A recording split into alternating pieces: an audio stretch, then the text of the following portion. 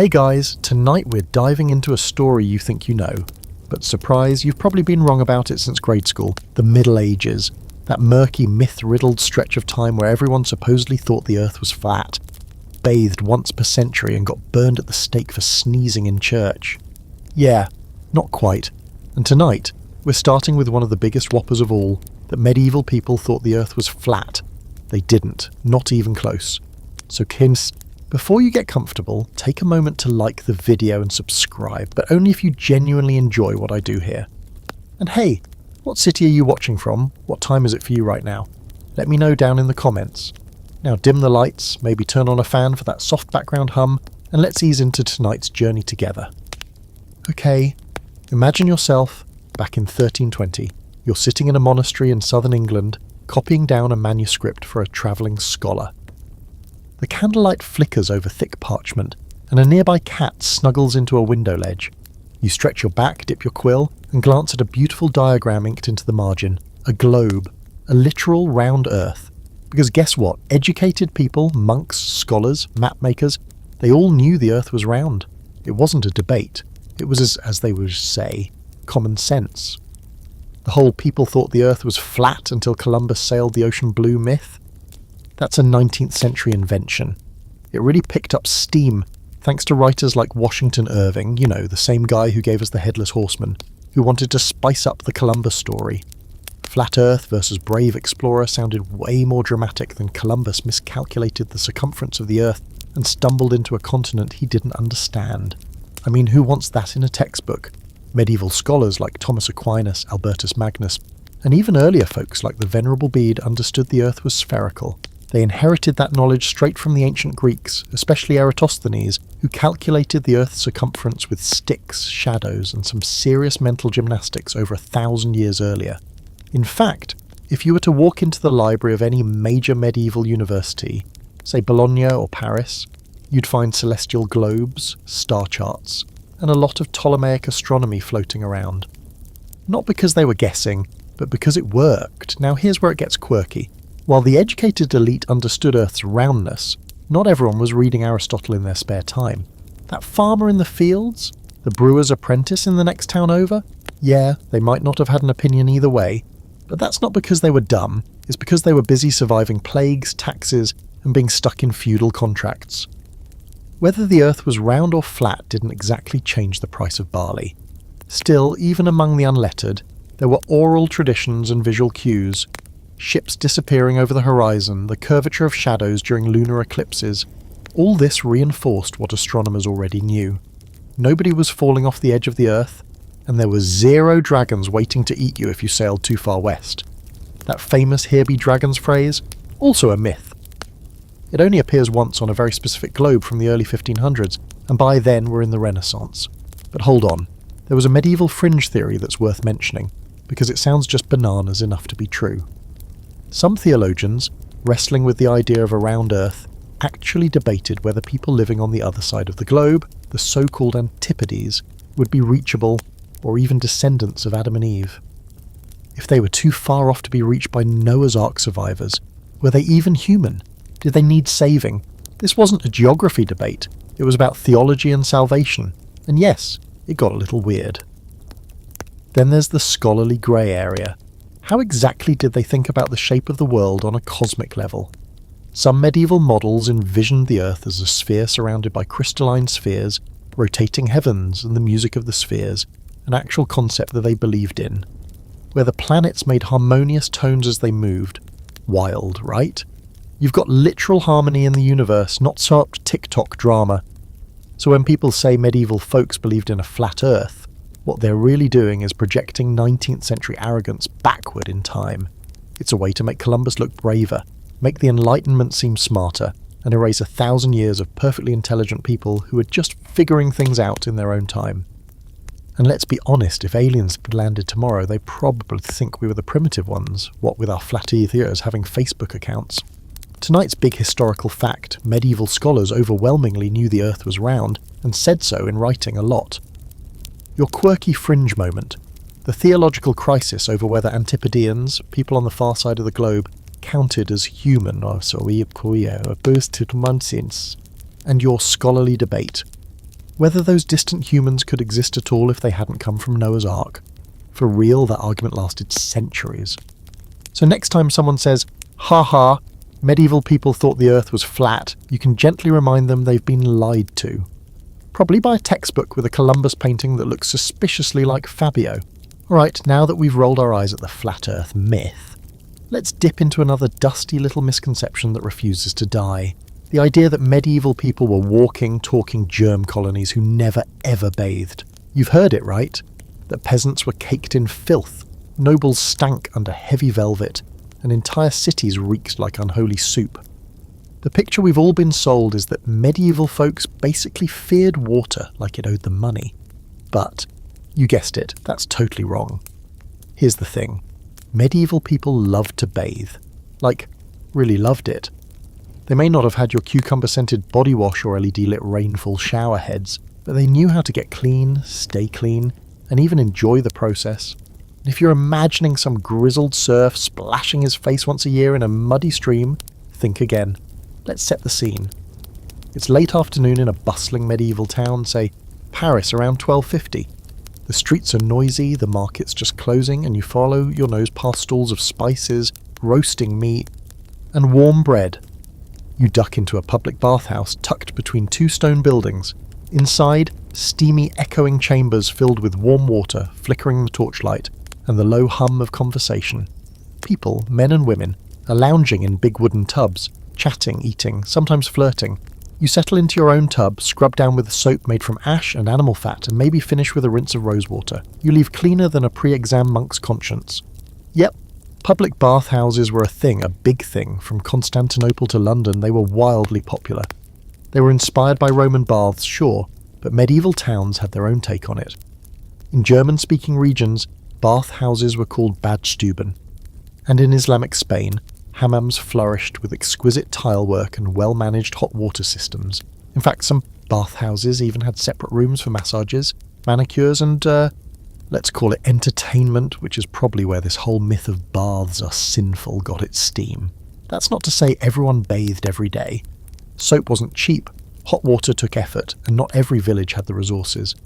But people still made a point to clean themselves regularly, especially on Saturdays and before major religious festivals. Monasteries even had set schedules for bathing. Some allowed a bath every 2 weeks, others more often. And monks kept their hair and beards trimmed, not just for cleanliness, but as a spiritual discipline. So no, hygiene wasn't an alien concept. It was built into the rhythm of daily life. But wait, if they bathed, why the smelly reputation? Blame the Victorians. Seriously. In the 19th century, English writers and scholars looked back at the Middle Ages through a fog of moral superiority and lavender-scented handkerchiefs. To them, anything pre-industrial was dirty, poor, and uncivilized.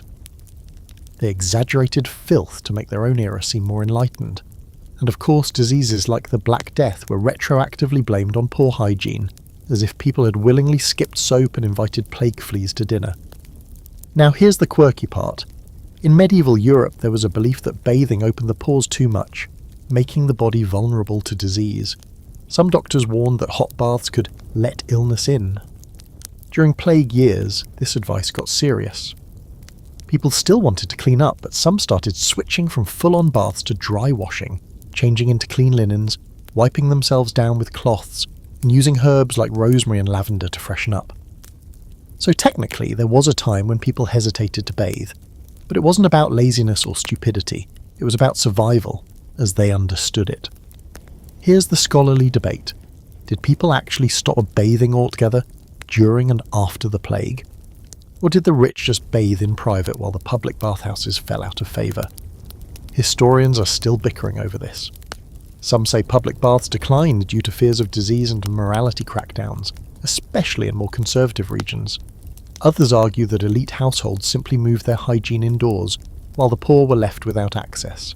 Either way, soap-making remained a respected trade, and instructions for body cleaning appear in plenty of household guides right through the late Middle Ages. Now let's talk soap, because yes, they had it. Medieval soap was often made from animal fat and lye, with ash or herbs added in. In Islamic regions, soap was a booming industry, with higher quality than much of Europe's, and it was exported widely.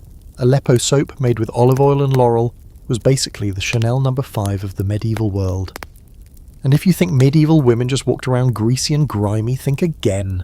Hair was washed, perfumes were distilled, and there were even recipes for breath fresheners. Cleanliness wasn't just a preference, it was tied to morality, respectability, and sometimes even erotic appeal. You're not going to find a medieval influence filming their get-ready-with-me bathhouse routine, but you'd find poetry and courtly tales where washing before meeting a lover was expected. Nobody wanted to woo a lady while reeking like goat cheese and desperation. And knights? Those guys were sweating into steel all day. You bet they scrubbed down before entering polite company, or at least before crashing that noble feast. Let's clear the record then. Medieval people were not gross little dirt goblins. They were just as concerned with staying fresh as anyone else. They had access to soaps, scents, bathhouses, and routines that may not meet our standards but were a far cry from the stinkfest we're told about in school. Your hard fact for tonight. Public bathing was common and culturally significant across medieval Europe and the Islamic world. Your quirky bonus, some bathhouses doubled as restaurants and hookup spots, spa night got real. Your open debate. Did hygiene truly collapse after the plague, or just go underground with private luxury? So yeah, next time someone tries to claim medieval folks were allergic to water, you've got receipts. And maybe remind them that deodorant wasn't invented until way later. So let's not throw stones, 1700s France. You're walking through a dusty museum exhibit, tracing your fingers along the glass that separates you from a rusted belt covered in crude iron locks. The sign reads Chastity belt, 17th century. And suddenly your imagination does a backflip. A poor maiden locked up like a lunchbox. A paranoid knight riding off to war with the key dangling from his chainmail. A whole generation of women forced into iron underwear. Sounds brutal, right? And also kind of hilarious in a medieval sitcom way. But here's the twist. This entire chastity belt thing. Mostly a myth.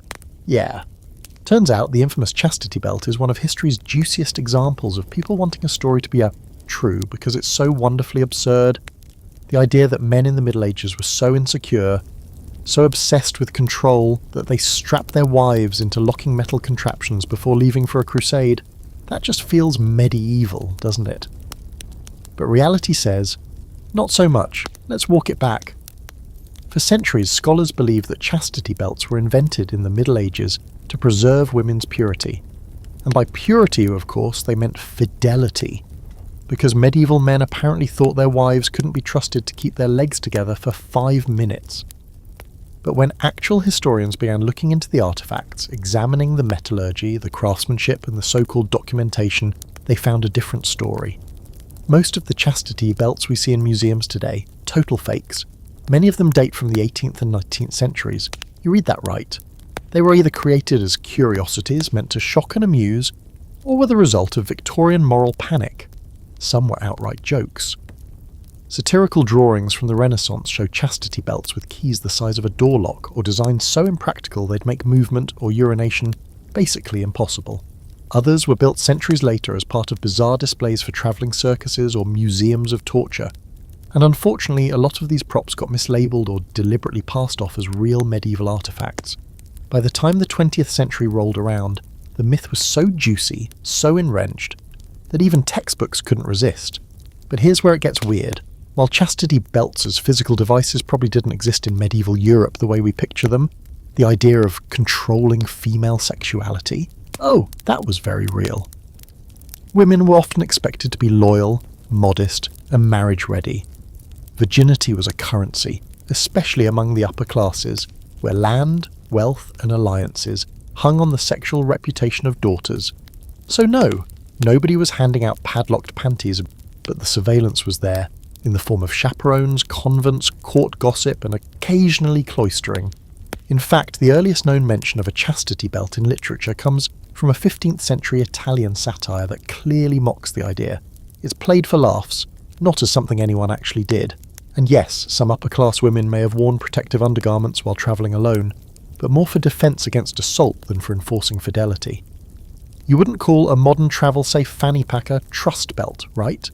Here's the fringe fact for this section. There was a real medieval device known as the braguette, a kind of armoured codpiece for men. Originally designed to protect sensitive areas in battle, it later evolved into a bizarre fashion statement, with some reaching let's say comical proportions. Imagine strutting into court with a steel bulge bigger than your actual helmet. Because if anyone was locking anything up, it wasn't the ladies, it was the knights.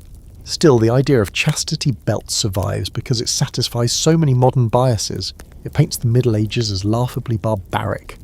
It plays into dark fantasies of oppression, and it gives us this caricature of horny women constantly on the brink of infidelity, only kept in check by cold metal and male control. But like many myths that survive through snarky memes and badly researched history channels, it tells us more about modern anxiety than medieval life. Now here's the scholarly debate. While most experts agree chastity belts are largely mythical, a small number of scholars argue that some may have been used in specific isolated contexts. Maybe as fetish objects, maybe as medical restraints, or maybe, just maybe, as symbolic gifts, never actually worn. The evidence is spotty though. No diaries, no official mentions, no trade records. And given how obsessed medieval clerics were with documenting every sinful twitch of human behaviour, the absence of evidence says a lot. There's even a theory that chastity belts were invented retroactively as a joke at the expense of medieval people, portraying them as both prudish and perverted at the same time, which honestly is how a lot of history gets twisted. Exaggerate something boring into something scandalous, and suddenly everyone's paying attention. So let's be clear. Women in the Middle Ages were definitely policed in ways that were oppressive and patriarchal, but those methods were more subtle. Arranged marriages, inheritance laws, accusations of heresy or witchcraft. Social exile, not iron bloomers. No one was clanking around with keys dangling between their knees. No one had to call a locksmith for date night. Your cold historical fact for tonight? No solid evidence supports widespread use of chastity belts during the medieval period. Your fringe trivia. Men's armoured codpieces were real and sometimes ludicrously exaggerated for fashion and status. And your scholarly debate? Whether a few chastity belts might have existed as symbolic or isolated items, and what that says about the culture that invented the idea if not the object.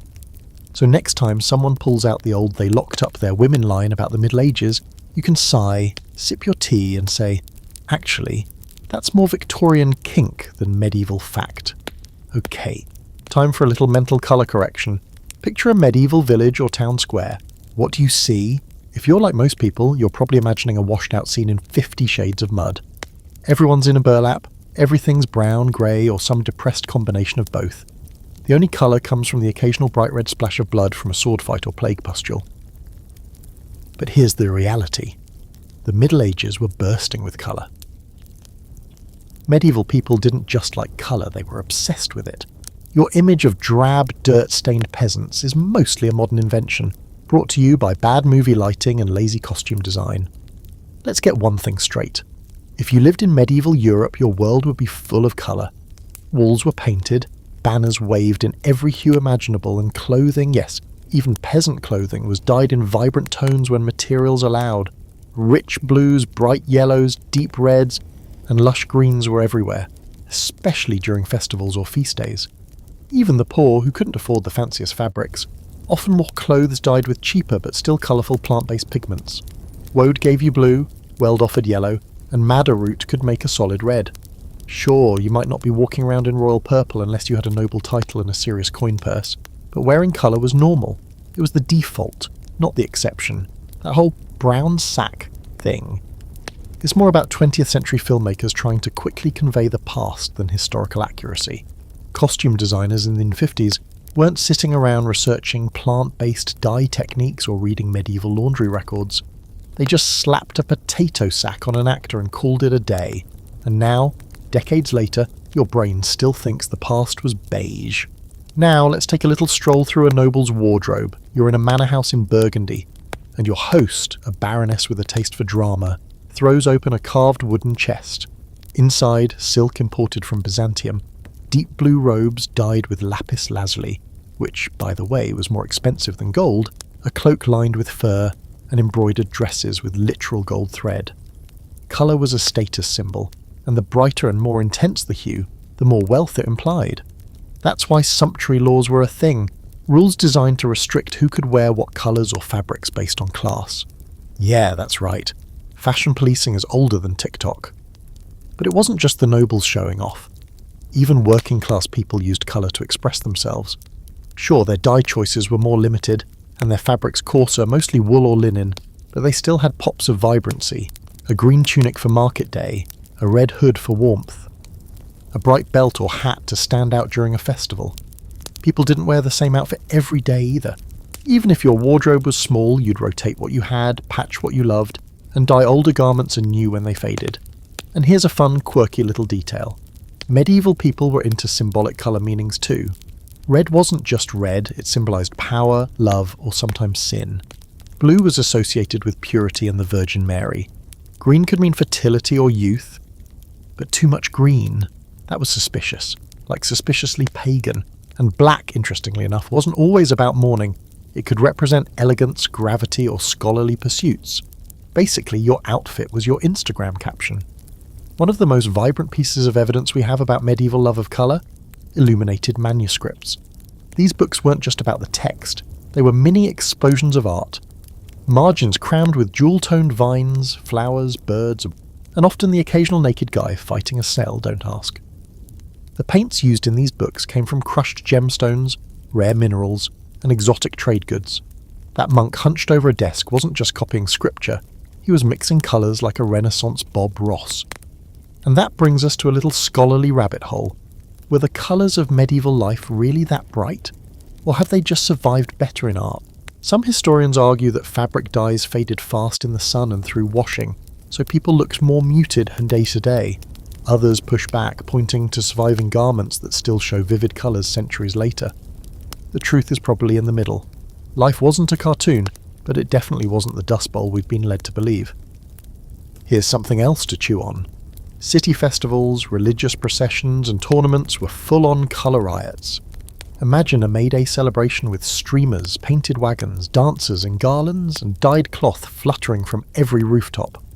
Or a cathedral interior, not the cold grey stone you see today, but walls and ceilings painted in bold patterns and saintly scenes.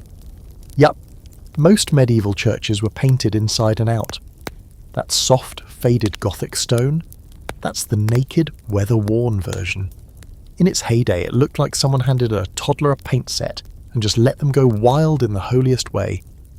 So why does the myth of medieval drabness persist?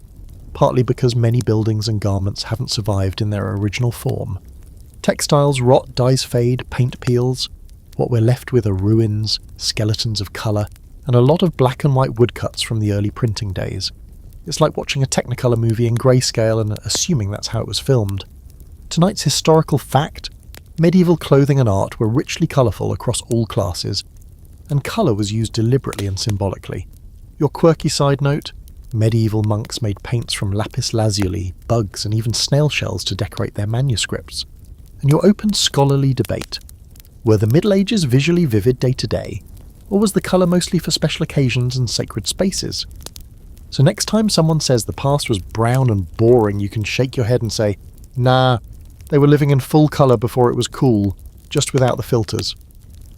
Let's slide into another classic myth with the subtlety of a bard with a hangover. That the Middle Ages were one long, uninterrupted slump called the Dark Ages. Like pitch black. No progress, no science, no literacy, just 1,000 years of plague, pitchforks, and peasant grunting. Sounds dramatic, right? Conveniently terrible. But here's the truth. The Dark Ages weren't dark, not like that. They were complex, colourful, see last section, and full of innovation. The idea that the lights just went out for a millennium. That's a narrative built by people who desperately wanted to believe the Renaissance invented everything from scratch. Spoiler, it didn't. So where does the term Dark Ages even come from? It was cooked up by Renaissance scholars who thought they were the main characters of history.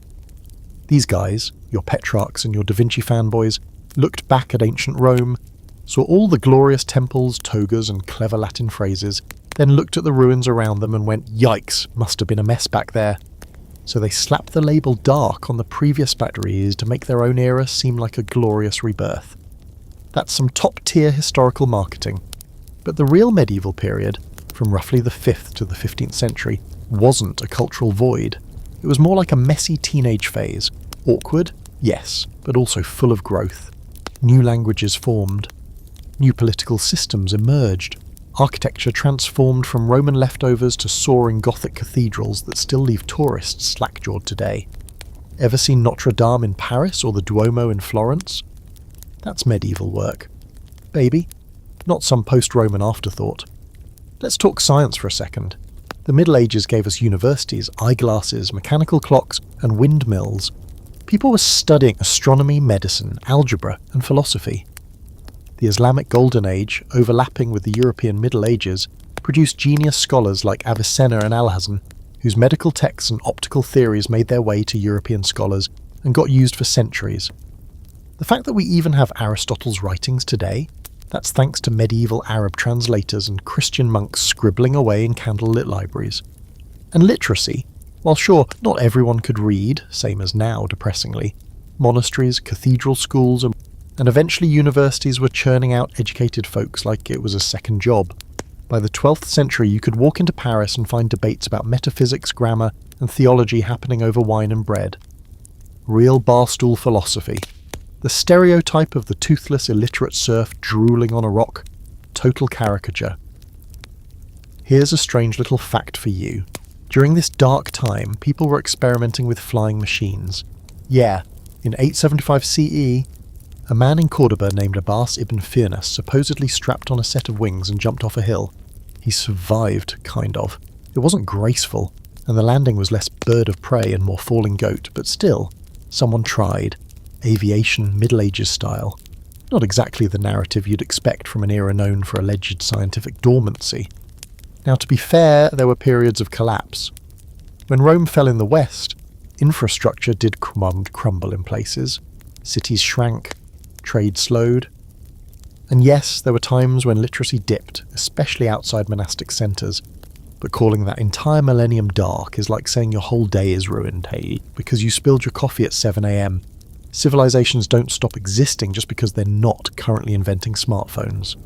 Here's where the scholarly debate gets heated. Some historians want to scrap the term Dark Ages entirely, arguing that it's loaded, Eurocentric, and wildly inaccurate. Others argue we can still use it carefully to describe specific regions or time periods where cultural or economic regression actually did occur, like the very early medieval period in some parts of Western Europe. But nobody worth listening to is still out here calling the entire medieval era a historical void. It's just not true. Want to know something even more ironic? The Renaissance folks who mocked the Middle Ages for being backward were themselves using medieval knowledge to fuel their so-called rebirth. They copied medieval manuscript techniques. They relied on medieval translations. And some of the most important Renaissance thinkers, like Thomas More or Erasmus, were educated in institutions that had been running since the 11th or 12th century. That's like pretending you invented electricity while standing in Edison's workshop. And let's not forget about art. Sure, medieval paintings might look a bit wonky to modern eyes. Floating babies with grown men faces, strange proportions, a lot of intense halos. But those works were part of a visual language built on symbolism, not realism. They weren't trying to recreate what you saw, they were creating an emotional or spiritual world. It was only later that people got obsessed with vanishing points and perfect shading.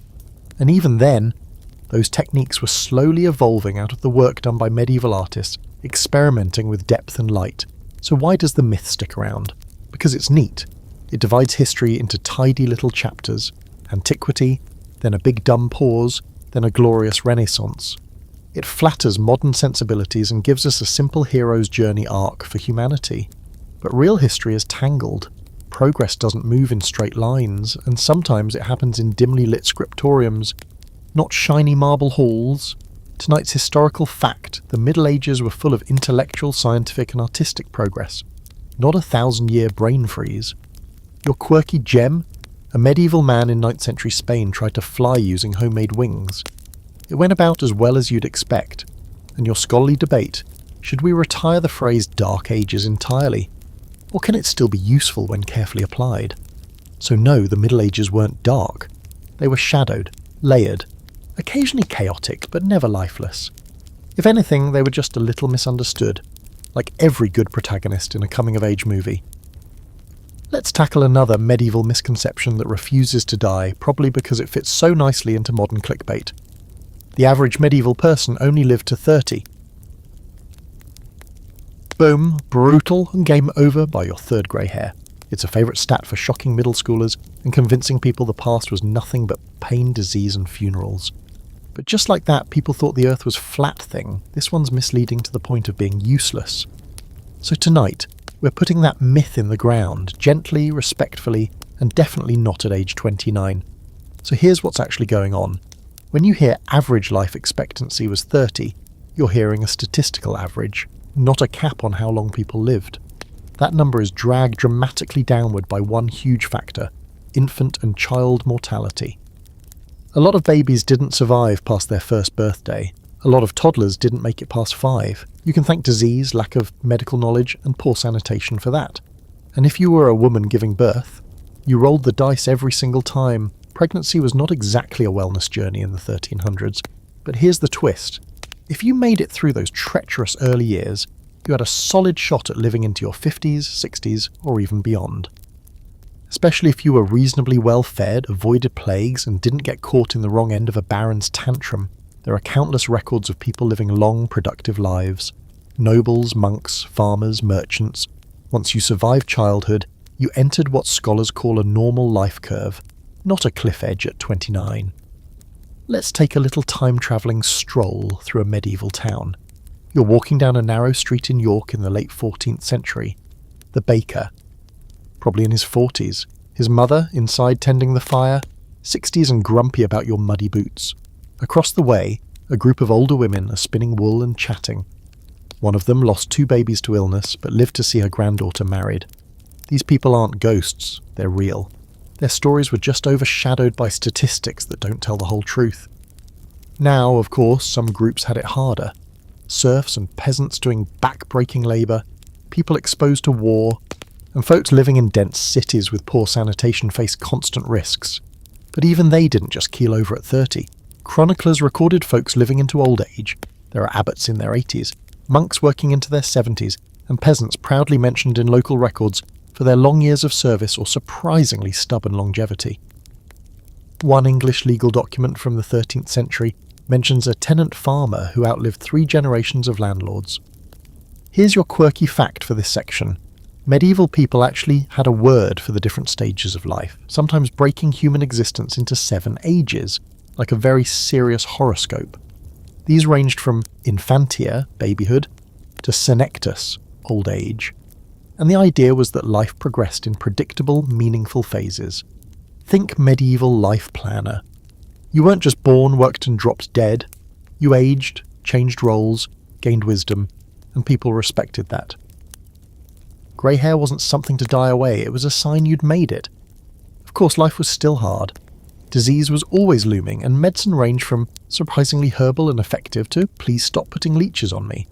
War, famine and plague could absolutely end a life prematurely. And let's not pretend people had the benefit of modern dental care. You might make it to 60 with your jaw intact, but your teeth might be making their own quiet exit. Still, if we're talking about whether medieval people could live long lives, yes, they absolutely could and did. One major factor was diet. Contrary to popular belief, medieval people weren't just eating dirt, stew and crying into dry bread. A balanced diet of grains, legumes, vegetables, fish, and occasional meat helped many stay relatively healthy, at least by their standards. And seasonal fasting, guided by the church calendar, may have had unexpected benefits. Less gluttony, more plant-based meals, and the occasional digestive break. Not exactly paleo, but maybe adjacent. Now the scholarly debate. Historians argue over how accurate age records really are. Church records, tax rolls, and legal documents sometimes recorded approximate ages or rounded numbers. So when someone's described as very old, is that 60 or 85? Some records may exaggerate longevity to add gravitas, like saying an elder was nearly 100, when that may just mean super old for this village. But archaeology has helped bridge that gap. By studying bones and teeth from medieval cemeteries, researchers can estimate age at death with growing precision, and the data backs it up. People lived past 30, a lot. There's also some disagreement over how aware people were of their own ages. Birthdays weren't a big deal like they are now, especially among common folk. You didn't have a cake with your name on it and someone screaming, "You're 30," while throwing glitter. More often, your age was tied to events, harvests, marriage and weddings. major battles. You'd say things like, "I was a boy when the old king died," and everyone would nod. Time moved differently, but it was still marked. So let's revise that awful headline. Medieval life expectancy at birth was around 30 because babies died a lot, not because people aged like avocados. Once you made it out of those risky early years, you could have a long, full, messy, occasionally plague-interrupted life. Tonight's verified fact: life expectancy at birth was low due to high infant mortality, not because adults keeled over in their 30s. Your quirky tidbit: medieval scholars categorized life into 7 stages, including a kind of retirement phase for storytelling and wisdom sharing. And your scholarly debate? How accurate were reported ages in medieval documents? And can we really trust all those "I live to 100" claims? So the next time someone tells you medieval people died at 30, feel free to roll your eyes like a grumpy abbot and say, "Sure, if they got eaten by wolves as toddlers." Alright, time to strike a match on another medieval myth that refuses to die quietly. That witches were burned at the stake all across Europe during the Middle Ages, like it was some kind of national sport. Yes, it's a dramatic image. Bonfires blazing in every village square, innocent women screaming in agony while chanting monks look on smug and satisfied. The problem is that whole scene. It's more early modern horror than medieval fact. Sure, there were accusations, and sure, some folks got torched, but the massive witch-burning frenzy that people imagine, that came after the Middle Ages. And it says a lot more about the paranoia of the 16th and 17th centuries than about medieval theology. Let's rewind to, say, the year 1250. You're standing in a bustling town square in France. There's a juggler doing something vaguely dangerous with knives, a friar handing out tracts about the dangers of pride, and a woman in a red cloak selling hot pies. Nobody's being burned for witchcraft. In fact, if someone accuses a neighbour of being a witch, the local church court is likely to dismiss it as superstition. That's right, the church didn't take witchcraft seriously for most of the medieval period. In many cases, they literally said it was nonsense. No joke. Early canon law called belief in magic a delusion of the devil. As in, if you thought someone could fly on a broomstick or curse your goats, you were the problem. Authorities didn't deny that weird stuff happened, but they chalked it up to illusion, ignorance, or demonic trickery. They were more concerned with heresy, actual theological rebellion, than with old women mumbling in Latin over herbs. So how did we get from mild skepticism to full-blown witch hunts? Blame the printing press. Okay, not entirely, but it helped. In the late 15th century, right as the Middle Ages were wrapping up, 2 German inquisitors wrote a book called Malleus Maleficarum, or The Hammer of Witches. It was basically a how-to guide for finding, torturing, and executing witches. It was wild, misogynistic, paranoid, and very, very popular. It took off in the early modern period just as Europe was going through waves of war, religious upheaval, and plague-induced panic. People were looking for someone to blame, and the Malleus helpfully pointed to that weird woman down the road. The real witch-burning craze took place between the 15th and 18th centuries after the medieval era ended. Germany, Switzerland, and parts of France saw some of the worst. And just to make things more confusing, it wasn't just the church driving the hunts. Secular courts were often just as involved, and sometimes even more brutal. In Protestant areas, accusations flew just as freely as in Catholic ones. So this wasn't about medieval theology, it was about mass hysteria mixed with deeply entrenched sexism. Now here's an unquirky wrinkle. During the High Middle Ages, people were way more likely to accuse you of being a heretic than a witch. If you said the wrong thing about the nature of Christ or denied a church doctrine, trouble. But stirring a potion to ease your neighbour's cough?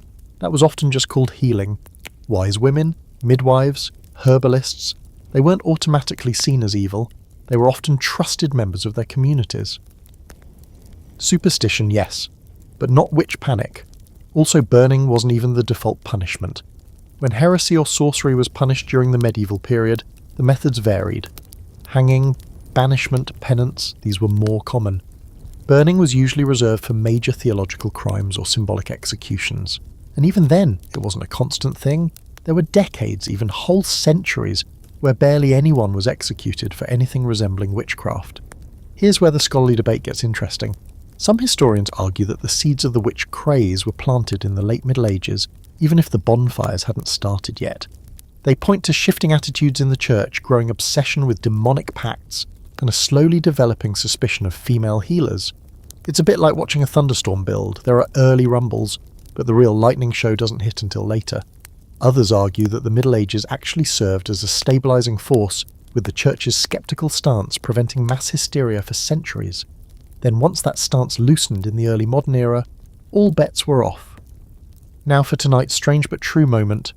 There's documented evidence that some accused witches defended themselves in court by saying they didn't work with demons, they just used knowledge passed down through generations, and sometimes that actually worked. Local judges or clergy would shrug and decide, "Alright, fine, keep your herbs, just don't talk about flying pigs or making love potions for married men." Justice was inconsistent, but it wasn't automatically a death sentence. We also can't ignore how gender played into this. Women, especially older, single or widowed women, were disproportionately targeted during the later witch hunts. But again, during most of the medieval period, these women weren't running from torch-wielding mobs. They were often sought out for their skills. There was fear, yes, but also respect. The idea of the village witch as a scapegoat really gains momentum much later. So let's be clear, the Middle Ages weren't free of violence, superstition or misogyny. But the classic image of endless witch burning? That's revisionist theatre. It makes for dramatic stories but erases the nuance of an era that was more sceptical and layered than we give it credit for.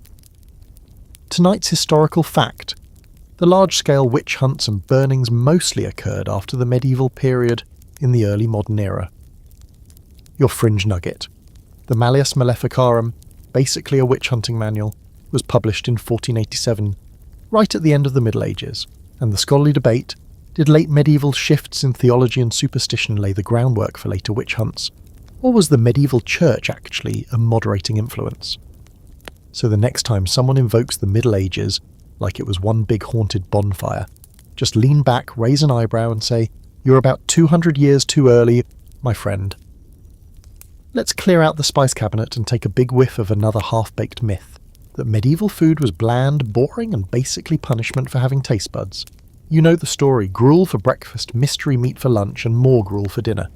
No flavour, no variety, and absolutely no spices, because, well, apparently everyone before the Renaissance was too busy dying young to bother with seasoning. But here's the thing, that's total nonsense. Not only was medieval food not bland, it was shockingly flavourful, sometimes intensely spiced, and brace yourself, it would probably blow your modern palate sideways. Picture this. You're seated at a long wooden table in a 14th century noble household. The tapestries are pulled tight against the chill, and the smells wafting from the kitchen are complex, spicy and rich. Cooks are busy preparing roasted game birds with sauces made from wine, vinegar, cinnamon, ginger and saffron. There's stewed fruit with cloves and nutmeg. There's fish delicately poached in almond milk. This isn't a survival menu. This is high art on a plate. Let's be real. Medieval cooks were obsessed with spices. They didn't just use them, they flaunted them. Cinnamon, cloves, nutmeg, black pepper, ginger, galangal, long pepper, even grains of paradise, which sounds like something from a fantasy game but was very real and very spicy. These ingredients were imported from Asia and Africa and cost a small fortune, so to pile them onto a roast or a pie wasn't just about flavour, it was vexing. Spicing your food in medieval Europe was like driving a gold-plated chariot through your dinner party. You didn't use spices because you had to, you used them because you could. Now, before you accuse medieval people of using spices to cover up the taste of rotten meat, that's another stubborn myth that needs to be yeeted into the moat. Meat was expensive, no one was letting it rot and then trying to salvage it with a few sprinkles of cinnamon. Not only would that be disgusting, it would be incredibly inefficient and dangerous. People had salting, smoking, drying and pickling techniques to preserve food. Spices were for flavour, not food CPR. Even peasants, while not swimming in saffron, had flavourful diets. A typical meal for a commoner might include hearty pottage, a thick stew of grains, vegetables, and sometimes a bit of meat or fish. Herbs like parsley, sage, thyme and dill were common. Garlic and onions were everywhere. People baked their own bread, often sourdough-like loaves, churned their own butter, and brewed their own ale. And no, they weren't just eating grey sludge. A well-made pottage with leeks, carrots, barley, and a dash of garden herbs could be absolutely delicious. And let's talk about sauces. Oh boy, medieval folks loved a sauce. Sauces made from wine, vinegar, fruit puree, breadcrumbs, and, you guessed it, spices. A noble's banquet might include roasted swan with a sharp, acidic black pepper sauce or rabbit in a sweet and sour plum concoction. These flavour profiles were complex and unexpected, often balancing sweet with savoury, sour with spicy. If you're thinking, wait, that sounds kind of like modern Asian cuisine, you're not wrong. The palate was more globally influenced than you'd expect. Here's something quirky. There were entire cookbooks in the Middle Ages, real ones. The form of curry, compiled by the cooks of King Richard II in the 14th century, includes recipes for elaborate dishes that wouldn't be out of place in a five-star restaurant. If you could get past the occasional peacock served with its own feathers reattached for flair. That's not a joke. Presentation mattered. Food was theatrical. Sometimes dishes were dyed with saffron or beetroot for dramatic colour, or layered in gold leaf just because. And yes, people did eat peacocks, swans and the porpoises if they were rich and wanted to impress. But everyday folk weren't just gnawing on twigs. They had access to seasonal vegetables like cabbage, turnips, beans, peas and parsnips. Apples and pears were everywhere. Nuts, berries and honey sweetened things naturally, and don't underestimate medieval baking. Pies and pastries were incredibly popular, filled with meat or fruit, depending on the season and your budget. Street vendors even sold hand pies to passers-by. That's right, medieval hot pockets. Now here's the scholarly wrinkle. While medieval recipes were full of flavour, many of the surviving cookbooks were aimed at the upper classes, so some historians argue that our picture of medieval cuisine is skewed toward luxury. Peasant diets were certainly simpler, more grain-heavy, and sometimes repetitive. But that doesn't mean they were flavourless. Foraging, home gardens, community ovens, and local knowledge made even humble food satisfying. And don't forget, taste is cultural. A peasant stew might taste boring to you, but comforting and complex to them. Plus, they had ale to wash it down. Want a truly fringe moment? In some places, cooks used edible ink to stamp designs onto food. They'd use little hand-carved stamps to press patterns onto pastry or bread before baking. It wasn't just about calories, it was about beauty. These people were into edible aesthetics long before Instagram made it mandatory. Another fun twist. Medieval fasting days, which happened a lot, didn't mean bland food. They just meant no meat or dairy. So people got creative with fish, almond milk, oil-based sauces, and fake meats made from crushed nuts or legumes. Medieval Lent was basically an episode of Chopped. You have no cheese, no meat, and 47 eels. Go. So no, medieval food wasn't a punishment. It was flavourful, dynamic, often experimental, and occasionally extra to the point of absurdity. If anything, the real crime is that we've turned that legacy into a sad beige porridge joke. Tonight's historical fact: medieval cuisine used a wide variety of spices and flavour combinations, especially among the upper classes. Your quirky moment? Some medieval cooks used stamps and edible ink to decorate food, proto-foodie art, and the scholarly debate.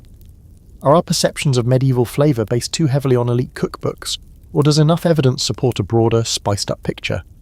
So next time someone calls medieval food bland, ask them when they last cooked, with grains of paradise and saffron. Then offer them some eel pie. See how committed they are to history. Now let's suit up, literally, and talk about one of the most over-glorified, over-sanitised, and often completely misunderstood figures of the medieval world, the knight. You know the image: gleaming armour, pure heart, chiselled jaw, defender of the helpless, slayer of dragons, upholder of chivalry and virtue. Basically a walking Pinterest board for medieval masculinity. But peel back the layers of plate armour and you'll find something a little more complicated, and often a lot more gross. Because the truth is, knights weren't always noble. Sometimes they were glorified thugs with a taste for violence, a questionable grasp on morality, and a tendency to cause more problems than they solved. Let's start with the basics. Being a knight in the Middle Ages wasn't just about being brave, it was a job, a military profession. And for much of the period, knights were more like freelance war contractors than noble paragons. They trained in combat from boyhood, served under lords and fought in battles, sure, but they also raided, pillaged, extorted, and generally made life difficult for anyone who lived along the roads they travelled. And while there was a code of chivalry, emphasis on code not law, a lot of knights treated it more like a suggestion. A knight might swear to protect the innocent, and then turn around and torch a village that refused to pay protection money. Take the 12th and 13th centuries, for example. Europe was crawling with robber knights, petty lords who used their castle positions to control roads, bridges and trade routes, and then squeezed travellers for tolls or just outright robbed them. It was less defender of the realm and more highway bandit in shiny pants. You could be a knight and still be excommunicated by the church for your behaviour. You could even be excommunicated twice if you were especially spicy.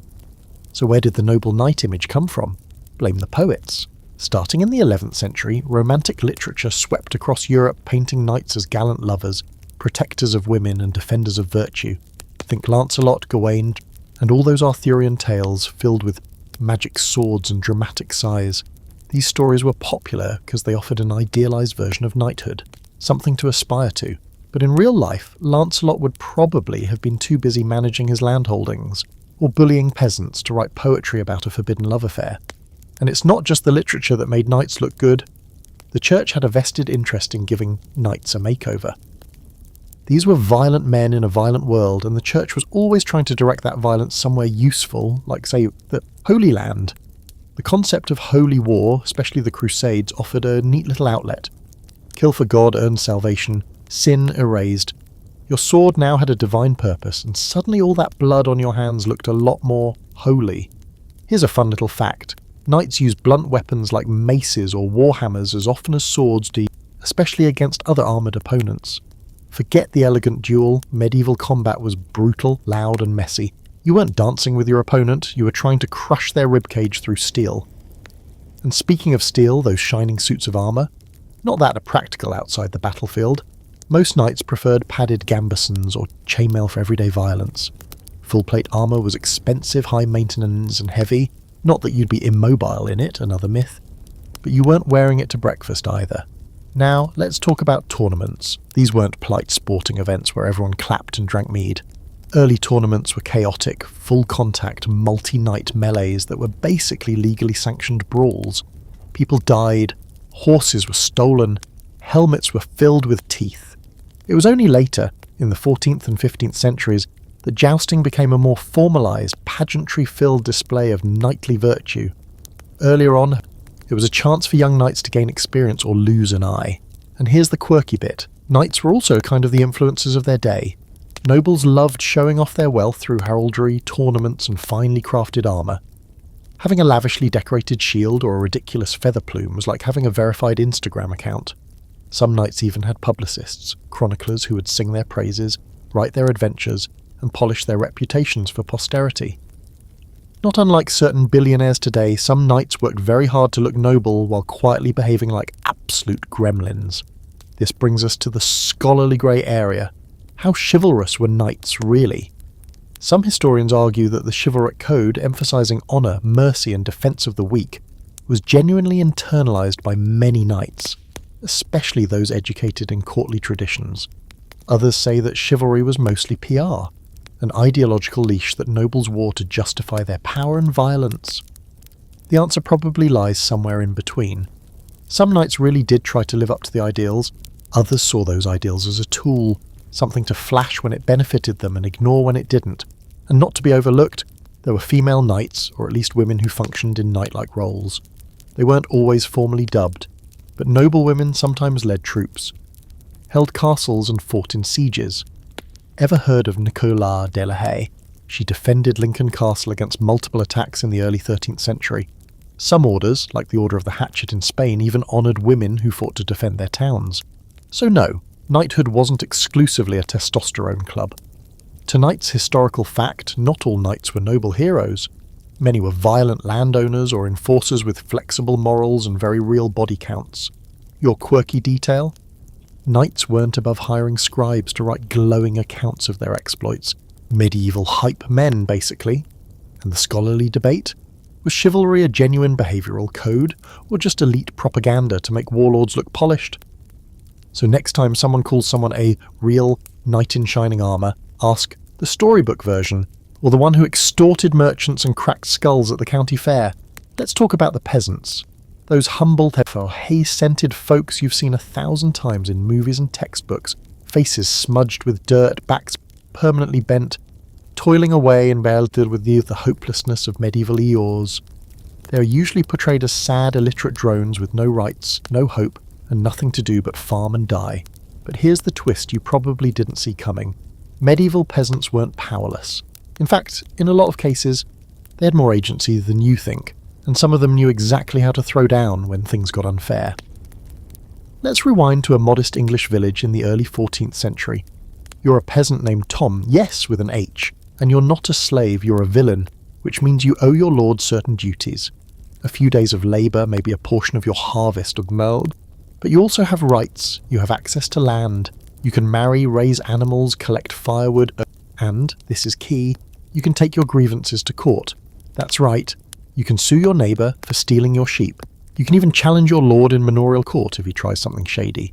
The law wasn't just for nobles, it was local, and surprisingly inclusive when it came to disputes among the lower classes.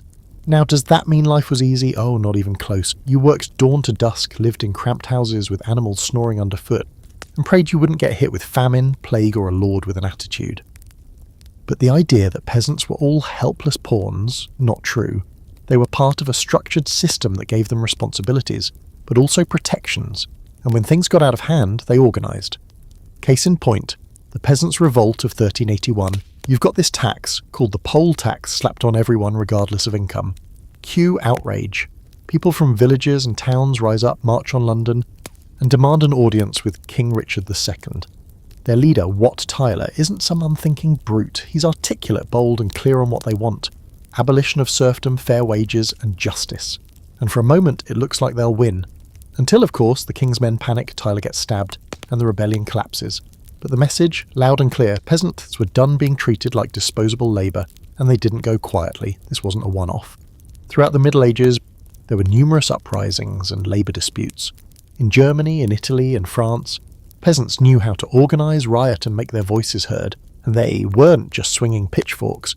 They had political demands, grievances, and a desire to shape their own lives. Sound familiar? It's the medieval version of a union strike, just with more wool cloaks and fewer hashtags. Here's your quirky fact for the night.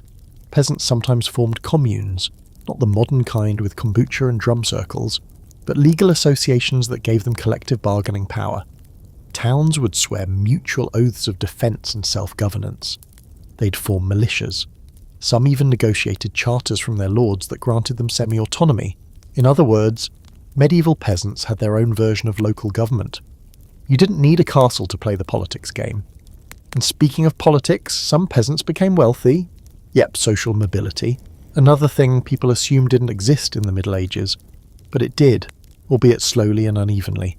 A clever, hard-working peasant might accumulate enough land or wealth to join the ranks of the yeomanry, free men who weren't tied to a lord and often served as local leaders. Some became bailiffs or reeves, overseeing land and managing resources, and some bought their freedom outright, especially after the Black Death, when labour shortages gave workers more leverage. You want someone to till your land after half the village died. Better offer fair wages, buddy. Now this brings us to the scholarly grey zone. How free were medieval peasants, really? Some historians argue that we overstate their agency. After all, they were still tied to the land, subject to local lords and bound by customs they didn't choose. Others point out that medieval life wasn't static. Customs evolved, rights were negotiated. The peasant experience varied wildly depending on where and when you lived. In England, the decline of feudalism gave rise to a more mobile peasantry. In Eastern Europe, serfdom tightened. There's no one-size-fits-all answer. What's clear is that peasants weren't just grunting background extras. They were the economic backbone of society, growing the food, raising the animals, building the towns, and they weren't passive. They complained, they bargained, they took each other to court, formed alliances, and occasionally told their lords where to stick it. Not bad for a group history textbooks usually reduced to dirty people with hoes. Also fun detail, peasants had festivals, lots of them. Religious feasts, saints' days, harvest celebrations, excuses to take a break, drink, dance, and wear flowers in your hair. Life wasn't one long-suffering montage. It had rhythms, joys, social bonds. People sang songs, told stories, gossiped, flirted, and got very drunk on homemade ale. And for a few days every year, the whole village might stop working to parade a goat around wearing ribbons. You haven't lived until you've seen a medieval goat in a hat. Tonight's hard fact: medieval peasants had legal rights, social structures, and sometimes even political power. They weren't just passive labourers. Your quirky insight: Peasant communes were real, and some organised local self-rule, complete with town militias and negotiated charters, and the scholarly debate. How much individual freedom did peasants really have, and how did that vary across different regions and centuries? So next time someone calls you a peasant, like it's an insult, just remind them, medieval peasants sued people, ran local governments, and occasionally overthrew tax systems. What have you done today? Let's dim the torchlight and wander into the winding halls of medieval spirituality, where the biggest myth of all still echoes like Gregorian chant through stone cloisters, that everyone in the Middle Ages was a strict, unquestioning Christian, and the whole continent moved in lockstep under one holy worldview. Church on Sunday, no questions asked. All belief, no doubt. Just endless piety, rosaries, and fear of eternal hellfire. But as you're probably expecting by now, that's way too simple. Yes, Christianity was a dominant force, but medieval belief was far more complex, occasionally very weird, and sometimes downright heretical. So here's the setup. The Catholic Church was the spiritual and political heavyweight of the era. From Rome to rural England, its influence was vast. It controlled land, dictated holidays, sent out inquisitors, and kept a watchful eye on kings and peasants alike. Monasteries were everywhere, and people marked their calendars by feast days and saints' anniversaries. But that doesn't mean everyone walked around murmuring Hail Marys with blind devotion. The spiritual landscape was messy, some people were devout, others were sceptical. Many blended official doctrine in with older folk practices, local legends, and whatever their neighbour said probably worked. Let's say you're a farmer in 12th century France, you host a mass. You know the Lord's Prayer, probably in Latin, though you don't understand a word of it. You celebrate Easter, attend Saint Day processions, and maybe even go on a pilgrimage if you're feeling brave or desperate. But you also keep a horseshoe over your door to ward off evil spirits. You might leave bread out for wandering souls. You avoid certain trees at night, just in case they're haunted. If your cow gets sick, you pray to St. Blaise, but also ask the old woman down the road to burn some herbs and chant something ancient under her breath. And none of this seems contradictory to you. It's just belief. Layered, local, and completely alive. The line between Christian and not Christian enough was often blurry. The church did try to crack down on superstitions, pagan holdovers, and weird local customs, but they didn't have the internet, surveillance drones, or even standardized sermons. They sent out travelling preachers, issued decrees, and occasionally condemned entire regions for being too heretical. But enforcement was patchy. A bishop might preach against fertility rituals one day, then quietly attend the village feast the next, wine in hand, pretending not to notice the phallic-shaped bread being paraded through town. Now let's talk about heresy, because this is where things get spicy. Heresies in the Middle Ages weren't just theological missteps, they were full-on alternative belief systems. The Cathars in southern France, for example, believed the physical world was evil, denied the authority of the Catholic Church, and had their own clergy. They were so committed to their dualistic worldview that they rejected material possessions, meat, sex, and the idea of a vengeful God. The Church didn't just dislike them, it launched a literal crusade against them. The Albigensian Crusade wiped out entire towns, often with the infamous battle cry, "Kill them all, God will know his own." Not exactly your Sunday school lesson. And then there were the Waldensians, who preached poverty, questioned clerical authority, and spread scripture in the local language, centuries before the Protestant Reformation. For this they were excommunicated and persecuted. But here's the twist. These groups weren't fringe because nobody believed them. They were fringe because the church feared how many people did. When heresies caught on, they did so because they spoke to real grievances, corruption in the church, political oppression, or spiritual hunger that wasn't being met by standard sermons. Meanwhile, Jewish communities lived throughout medieval Europe, often in segregated quarters, but still vital to local economies and culture. Contrary to popular belief, Jews weren't just oppressed from day one. There were times of relative peace and even cooperation. Jewish scholars translated texts, served as physicians, and held respected positions. But inevitably, prejudice, scapegoating, and violence followed. Forced conversions, expulsions, and massacres, especially during the Crusades and the Black Death, left deep scars. Still, Judaism persisted, underground or in exile, a quiet thread through the Christian tapestry. And here's a bizarre little footnote. Some medieval Christians believed in green men, forest spirits carved into churches, representing fertility and rebirth. Others swore by dragons, unicorns, and miraculous relics that bled or glowed in the dark. Pilgrims travelled hundreds of miles to see the finger of a saint, the feather of an angel, or, no kidding, the milk of the Virgin Mary. Holy objects became both sacred and commercial. Relic tourism was booming. You could buy forgiveness in indulgences, earn it on pilgrimage, or just hope that rubbing a bone in a dusty chapel would shave a few centuries off your purgatory sentence. The scholarly debate here is a fascinating one. How much of medieval belief was truly orthodox, and how much was a rich stew of superstition, pagan survival, local folklore, and church doctrine, and all tangled together? Some historians argue that the average medieval person barely understood the tenets of Christian theology. Others point out that literacy and education were spreading fast by the later Middle Ages, and that sermons, art and drama helped regular folks absorb the essentials. Either way, religion wasn't a neat line, it was a chaotic spectrum. And let's not forget mystics. People like Hildegard of Bingen, Julian of Norwich, and Meister Eckhart had visions, wrote poetry, and preached ideas that sometimes rubbed dangerously close to heresy. But because they were charismatic, educated, or politically well-placed, they got away with it, or at least avoided being lit on fire. Mysticism wasn't fringe. It was often central to medieval spirituality, especially for those seeking a personal connection with the divine. Tonight's historical fact: medieval belief was diverse, layered, and far from uniformly orthodox. Folk religion, heresies, mysticism, and superstition all played major roles. Your fringe detail: some churches housed relics like the Holy Foreskin, which, yes, was exactly what it sounds like, and there were multiple competing ones. And your scholarly debate? Was the average medieval Christian deeply informed in their faith, or just going through the motions with a healthy dose of superstition?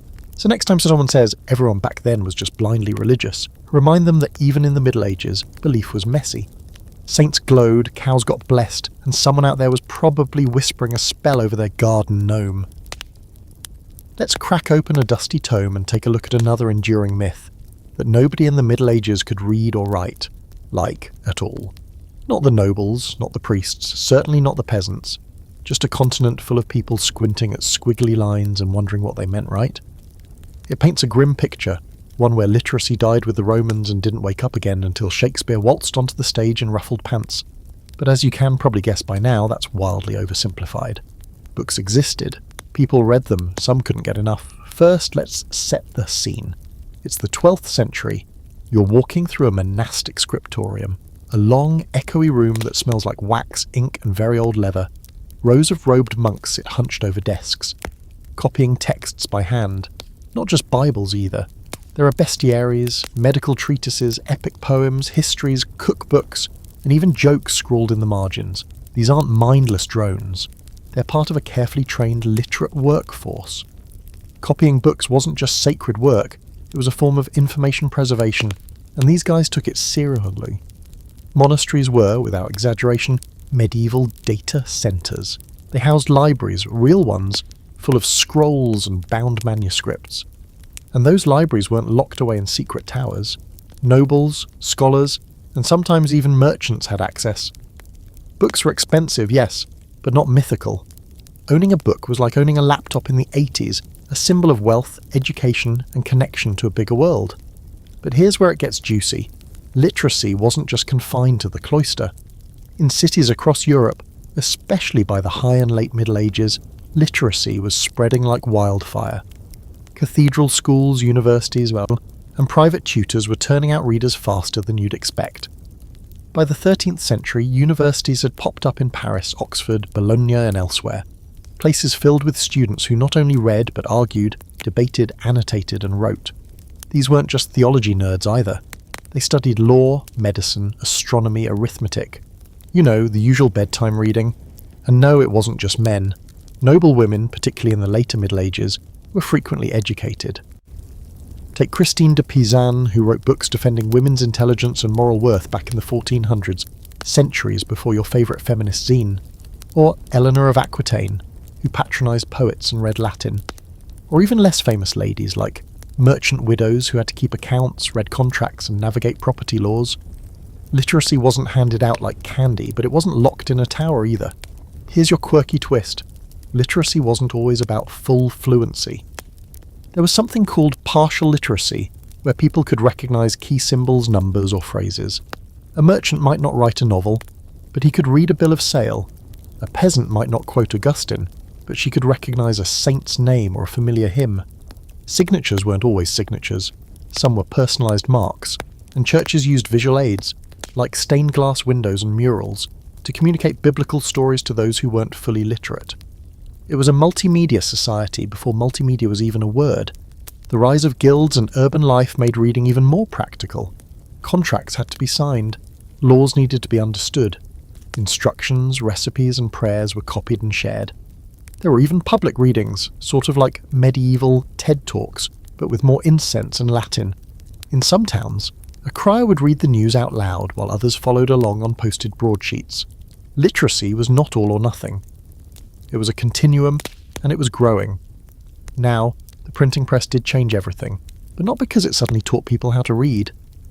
By the time Gutenberg started cranking out Bibles in the mid-15th century, the demand was already there. People wanted books. They just couldn't afford them.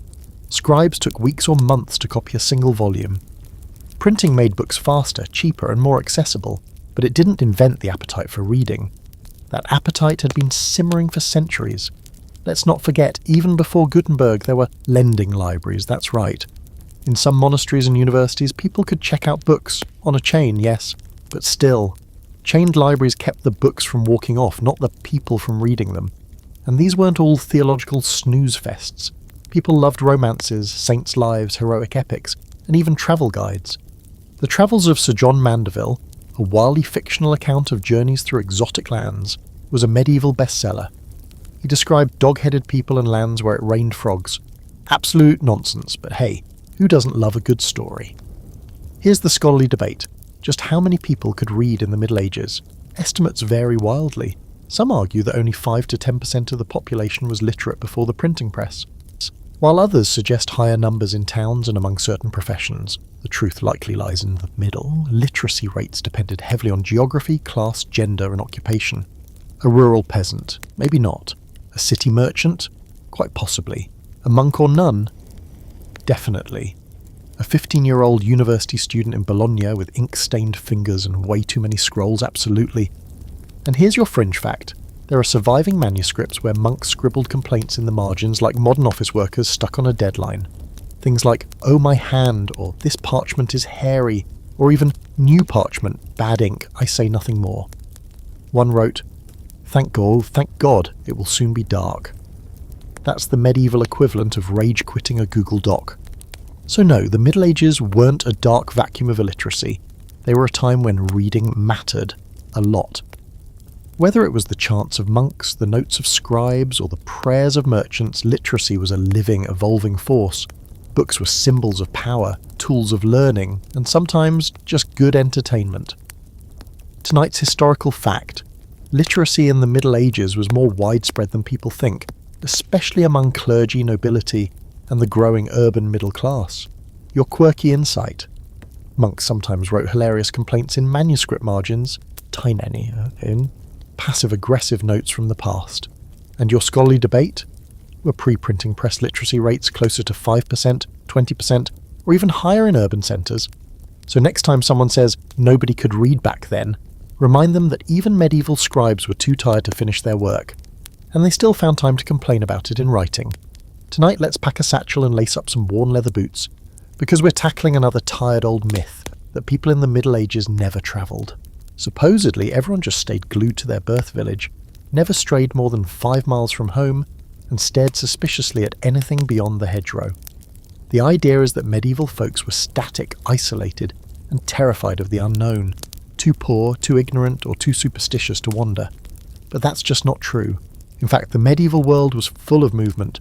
Pilgrims, merchants, soldiers, scholars, even tourists. Yep, actual medieval tourism.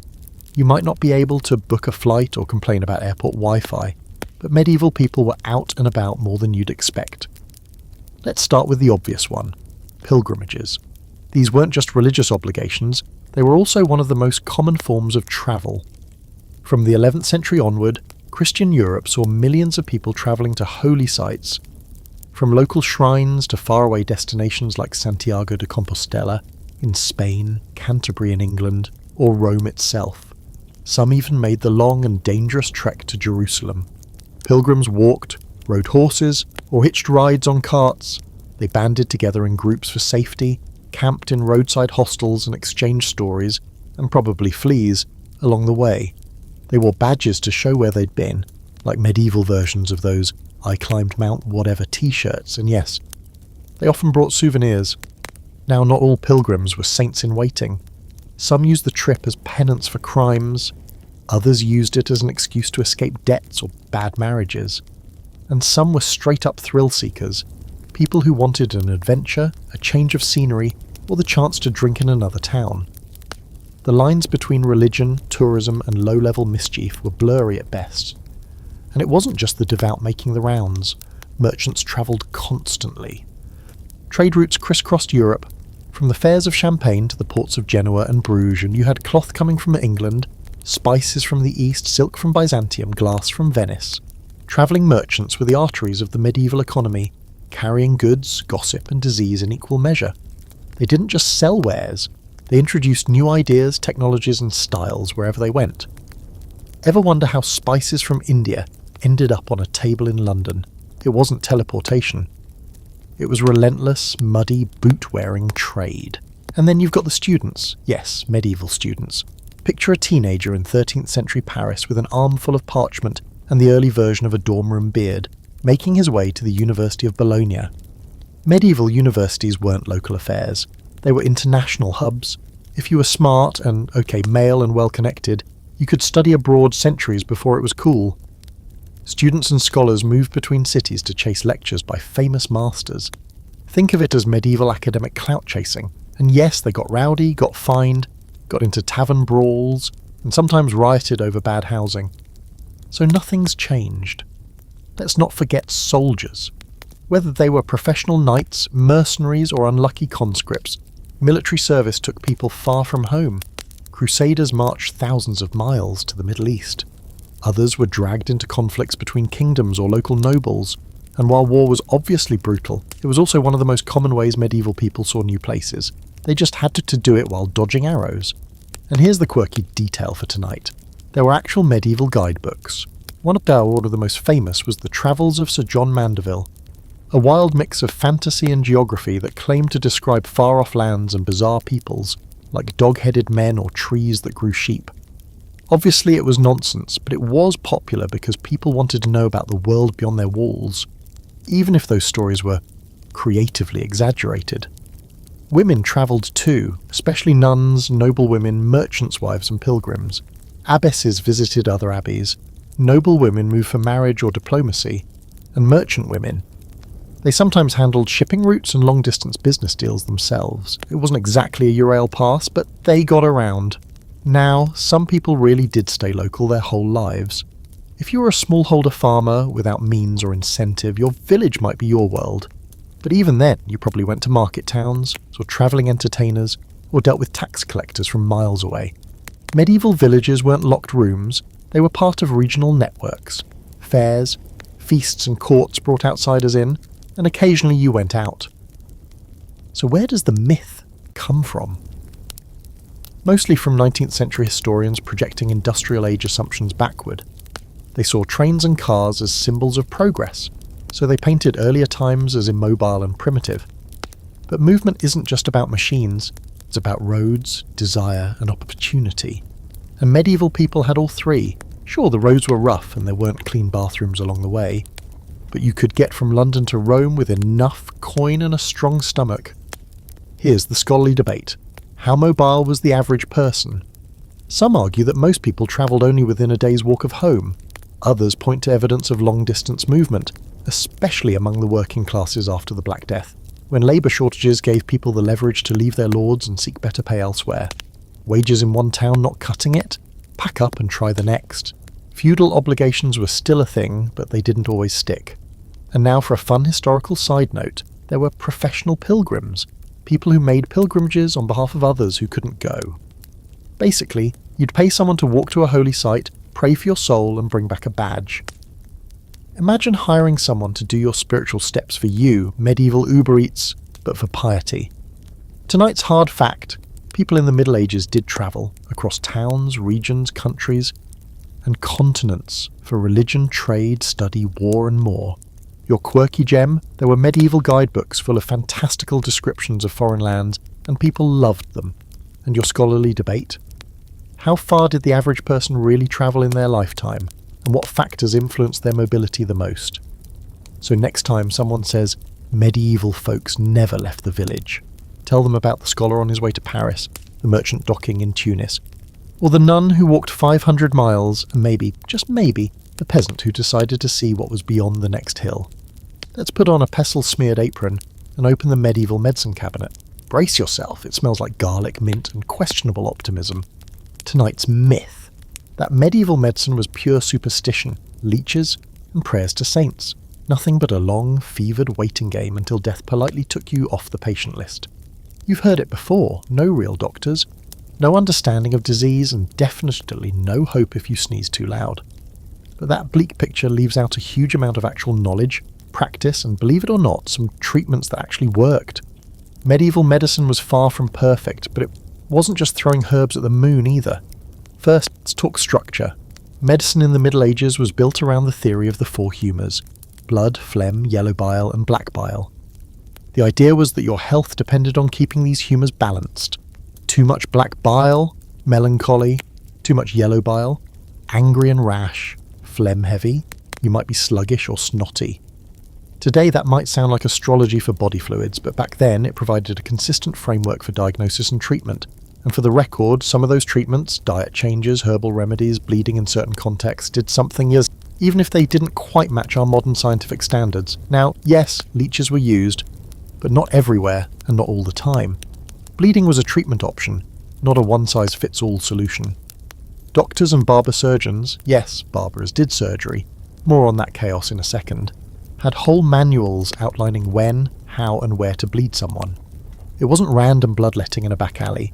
It was based on season, age, symptoms, even the alignment of the stars.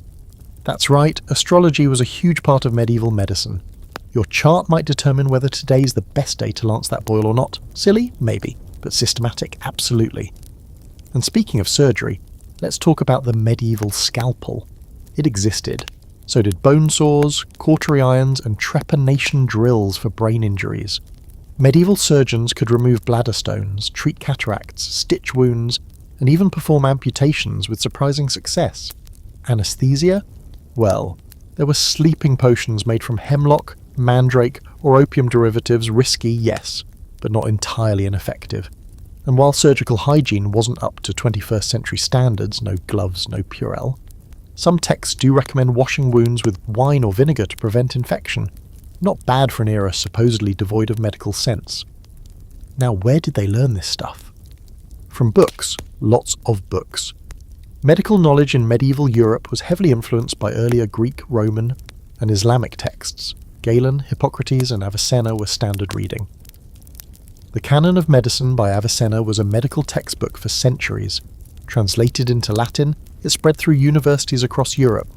Yes, universities. Medicine was an actual degree. You could become a licensed physician in Paris, Bologna, or Salerno, complete with gowns, titles, and long Latin-filled lectures. And here's the quirky fact of the night. The barber surgeon wasn't just a guy with scissors. He pulled teeth, set bones, lanced abscesses, and even performed battlefield surgeries. The classic barber pole, white and red stripes, comes from the blood-stained rags they'd hang outside to dry. So next time you're getting a trim, just remember, a few hundred years ago, that chair could have also been your amputation station. But it wasn't all men in academic robes. Women were also healers, midwives, herbalists, and apothecaries. They passed knowledge down through generations, grew medicinal herbs, and often had a better bedside manners than their male counterparts. Some noble women ran their own informal clinics on estates. Hildegard of Bingen, a 12th century abbess, wrote medical treatises alongside her mystical visions and musical compositions. Of course, women healers sometimes found themselves accused of witchcraft if things went wrong, but that had more to do with politics and power than actual beliefs about health. Now, here's the scholarly debate. How effective was medieval medicine? Some argue that it was more symbolic and comforting than curative, that treatments were rituals designed to give patients hope, not results. Others point out that many herbal remedies had real pharmacological effects. Garlic for infections, willow bark for pain, hello, natural aspirin, honey as an antiseptic. It's not all snake oil. Even the dreaded plague doctor outfit with its beaked mask stuffed with herbs wasn't entirely nonsense. The herbs didn't stop the disease, but they masked the smell and maybe even filtered a few pathogens through sheer luck. Hospitals existed too, not quite the sterile, fluorescent-lit variety we know today, but institutions where people were cared for, fed, washed, and sometimes even healed. Many were run by religious orders. Monks and nuns provided round-the-clock care, especially for the poor and travellers. Charity was central to the mission, but so was actual nursing. They recorded symptoms, kept patients warm, offered treatments, and kept things cleaner than many later hospitals would. Medieval medicine also adapted. During the Black Death, some doctors started isolating patients, avoiding crowded areas, and wearing protective gear. The results were mixed, because, plague, but the instinct to prevent spread was there. Quarantine, in fact, was a medieval invention, starting in port cities like Venice, where ships had to wait 40 days, a quaranta, before unloading. It wasn't perfect science, but it showed that observation, trial, and even public health policies existed long before Pasteur and penicillin. Of course, there were also the weird remedies. Eat a ruby, bury a toad, wrap yourself in a dead cat.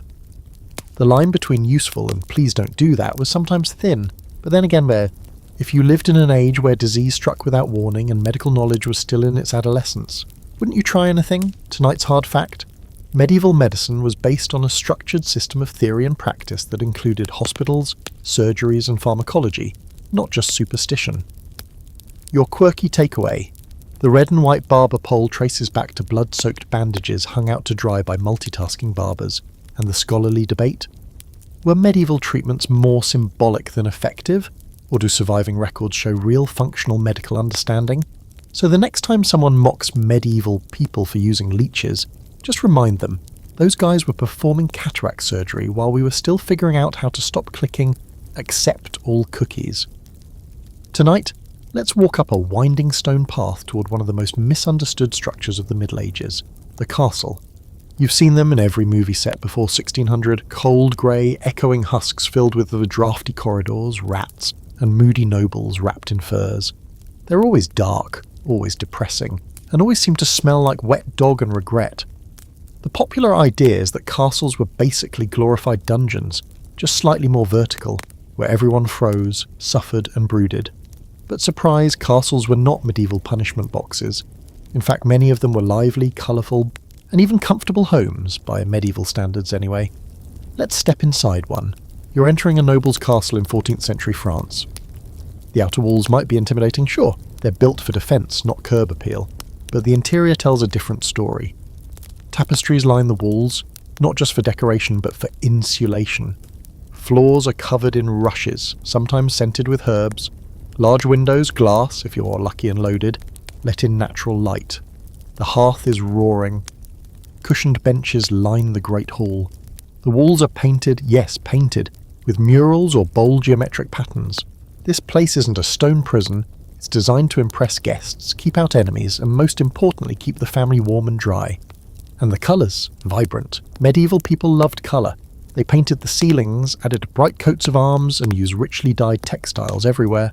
Castles weren't grey inside, they were practically kaleidoscopic.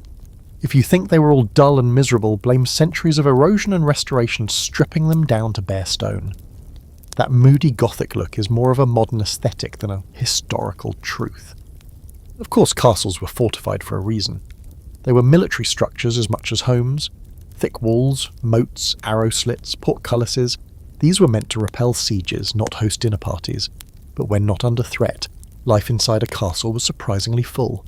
Nobles hosted feasts.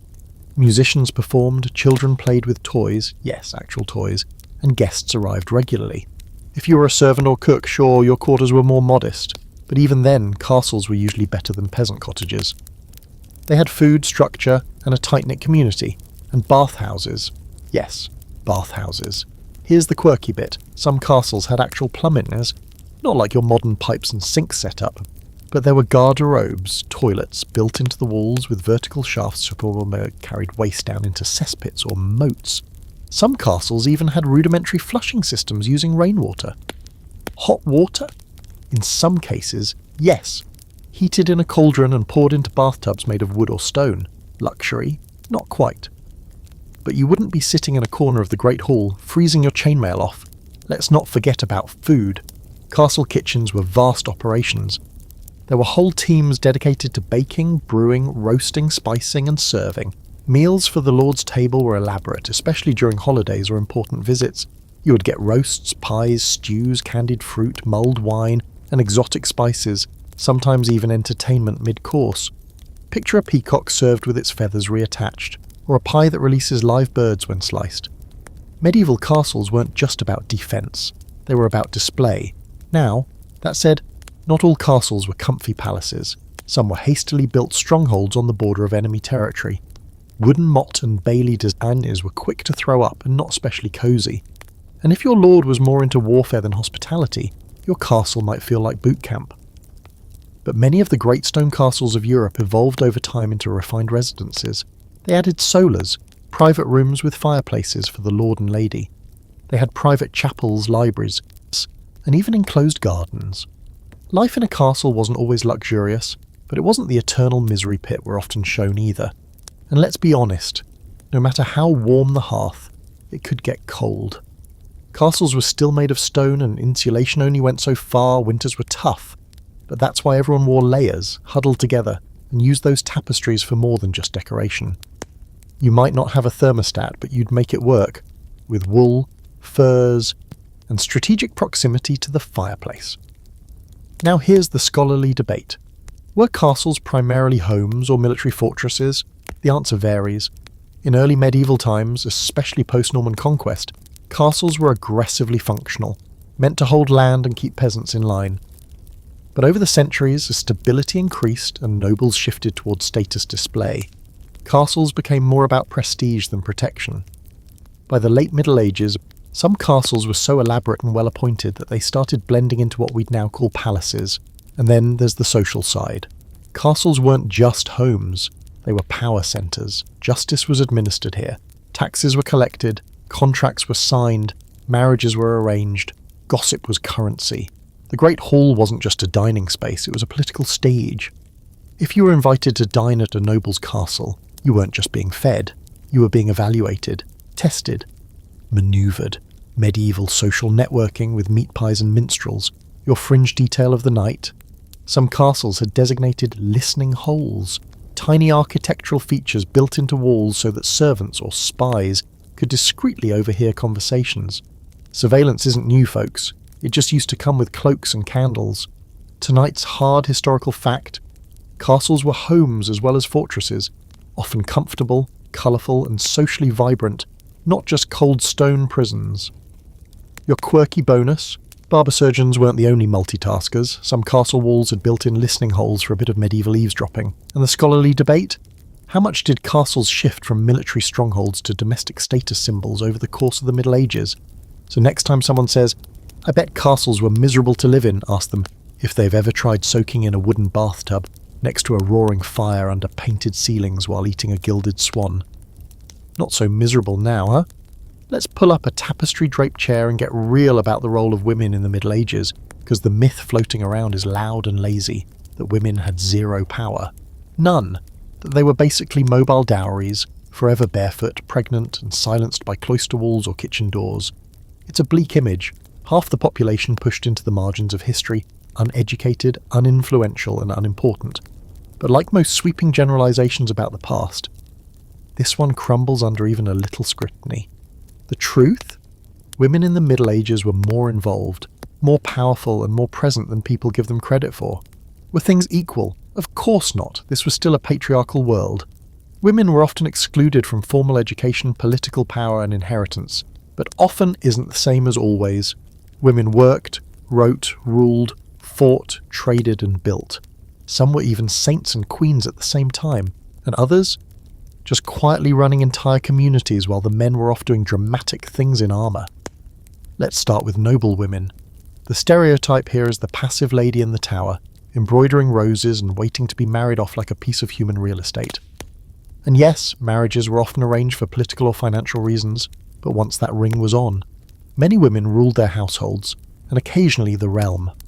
Take Eleanor of Aquitaine, Duchess, Queen of France, Queen of England, mother of kings and probably more politically competent than most of the men she was surrounded by.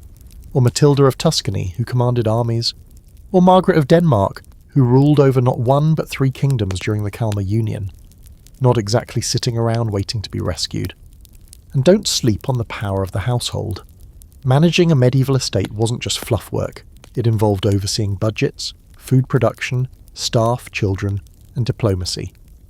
Noble women were often left in charge when their husbands went off to war or crusade, and in their absence these women could act as regents, administer justice, and make decisions that affected hundreds of lives. Imagine being 25 years old and suddenly responsible for an entire estate's finances, security and seasonal harvest. This wasn't stay in the kitchen energy, it was executive-level multitasking. But what about women lower down the social ladder? Peasant women worked. Period. They helped in the fields, ran market stalls, brewed ale, raised animals and made textiles. And let's not pretend these were supporting roles. The medieval economy needed their labour. Some women even ran their own small businesses. Bakers, innkeepers, midwives, weavers. Town records from places like York or Bruges show women signing contracts of peace, appearing in court, collecting rent, and sometimes even suing their husbands. Yes, suing their husbands. Legal agency wasn't just a noblewoman's luxury.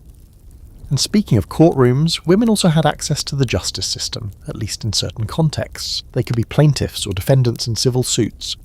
In parts of medieval England and France, women could inherit property, especially if there were no brothers. Widows in particular wielded a surprising amount of freedom. Once their husbands were gone, many widows controlled their own finances, made their own contracts, and in some cases chose whether to remarry. Others didn't. They'd already done their time and weren't about to dive back in. Now here's a quirky bit of history you probably didn't learn in school. In some medieval towns there were all-female guilds.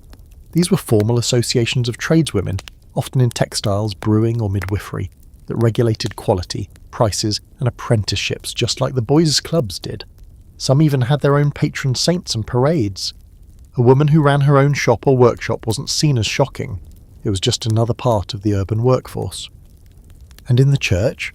Oh, don't even get started. Yes, the official hierarchy was male-dominated, but women still held powerful roles within religious life. Abbesses could oversee large monastic communities and wield authority over both nuns and monks. Some wrote treatises, ran schools, or corresponded with popes. Hildegard of Bingen, not to name-drop her again, but come on, was a theologian, composer, physician, visionary, and all-around medieval celebrity. If she'd had a TikTok, she would have broken the internet with herbal hot takes and divine visions. Women were also artists, writers, and poets. Christine de Peasant wrote the Book of the City of Ladies in the early 15th century, a bold, eloquent defence of women's intelligence and virtue, complete with historical examples and a mic-drop ending. She was a professional writer, like Go. She paid her bills with her pen and was respected in her time. Her work wasn't a secret diary tucked under a mattress. It was published, read, and debated. Of course, it wasn't all empowerment and sunshine. There were real limits. Misogyny was alive and well. The legal system was inconsistent. Education for women was often tied to class, and punishments for stepping out of line could be brutal. Accusations of witchcraft, for example, hit women hardest, especially in the later medieval and early modern periods. Women's sexuality was plissé, their bodies scrutinised and their behaviour judged by double standards. Sound familiar? So here's the scholarly debate.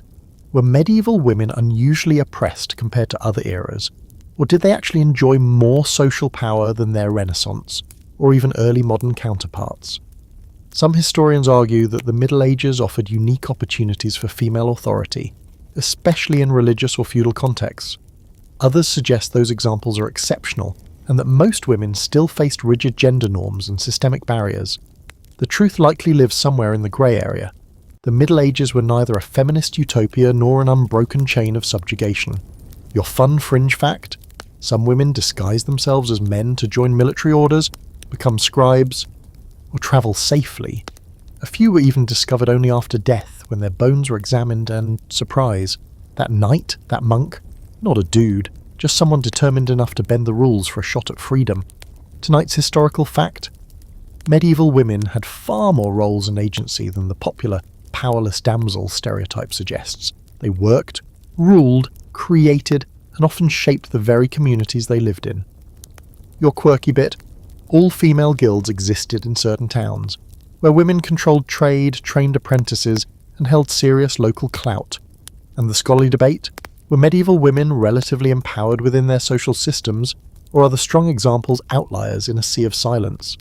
So next time someone says women in the Middle Ages had no power, you can raise an eyebrow and ask, which women? Because some of them were running kingdoms, publishing books and suing neighbours, all before coffee was even a thing. Let's bite into one of the juiciest but totally misplaced myths about the medieval world: that people in the Middle Ages were terrified of tomatoes, that they thought they were poison, that they shrieked and ran from the sight of a salad. It's a fun little story. Imagine a noble recoiling from a tomato like it's a venomous toad. But, sorry to disappoint, it doesn't hold up. And here's the kicker: this myth doesn't even belong to the Middle Ages.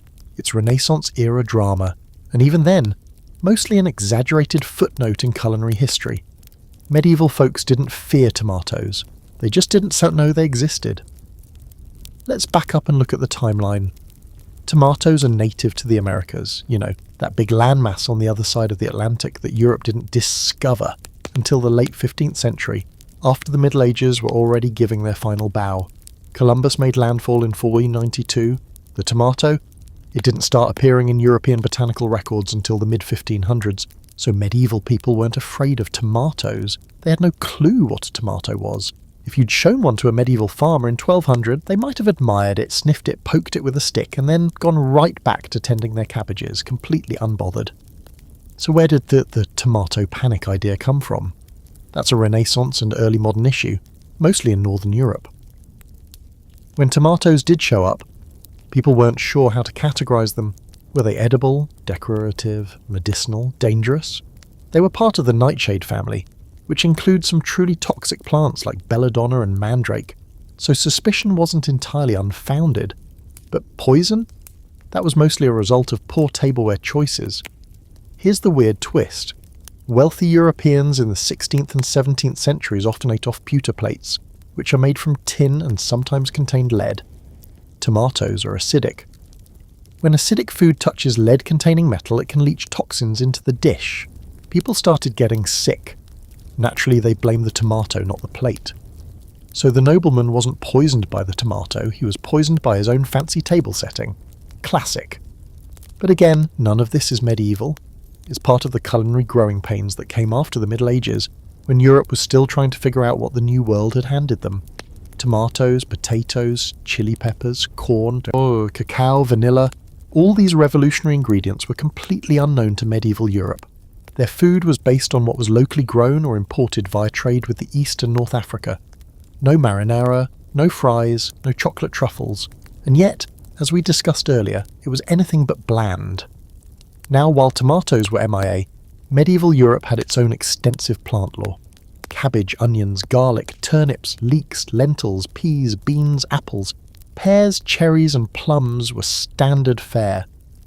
Herbs like sage, thyme, rosemary and parsley grew in gardens, and were used in both cooking and medicine. Spices like pepper, cinnamon and saffron, imported at great expense, were culinary gold. And even without tomatoes, medieval cooks knew how to make rich sauces, savoury potages, and fruit-based condiments that gave food real depth. So yes, they were doing just fine. Here's a quirky fact for the night. The first recorded European recipe for tomatoes appears in a 1692 Neapolitan cookbook, and even that was copied from a Spanish source. It was a stew-like dish with eggplant and onions. There's no mention of fear or poison, just a practical way to turn this weird red fruit into something delicious. By the 18th century, tomatoes were well on their way to becoming the cornerstone of Southern European cuisine. The scholarly debate here is fun. How quickly did New World foods enter the European diet, and why were some adopted faster than others? Potatoes took a long time to catch on in some places, France in particular. Meanwhile, tomatoes spread more rapidly in Spain and Italy, likely because of climate, availability, and local culinary traditions. Some historians suggest cultural conservatism slowed the adoption of new foods. Others point out that people were eager to try novel ingredients. especially if they were easy to grow and added variety to existing diets. Meanwhile, other food myths have been slapped onto the Middle Ages without context. No forks, not true. While forks weren't common early on, by the High Middle Ages, the upper classes were using them, especially in Italy. Belief in poisonous potatoes, again, a later issue. And that thing about people thinking tomatoes were aphrodisiacs? There's some truth there. But again, that's post-medieval sauciness. What's really going on here is that we tend to lump everything pre-industrial into one foggy ancient past and paint it with the same brush. So if tomatoes were feared in 1600, as surely the medieval folks in 1200 must have feared them too, right? Nope, tomatoes were still chilling in the Andes, minding their own business, waiting to become pizza sauce. Tonight's hard fact: tomatoes didn't exist in Europe during the Middle Ages and weren't feared until centuries later, thanks largely to bad science and worse tableware. Your quirky detail: early tomato skeptics weren't wrong because of superstition. They were accidentally poisoning themselves with lead-infused pewter plates. And the scholarly debate: what factors shaped the seed and spread of New World crops across post-medieval Europe, and why did some ingredients take centuries to become mainstream? So the next time someone claims medieval people thought tomatoes were poison, you can smile politely and say, "They didn't even know tomatoes existed, my dude."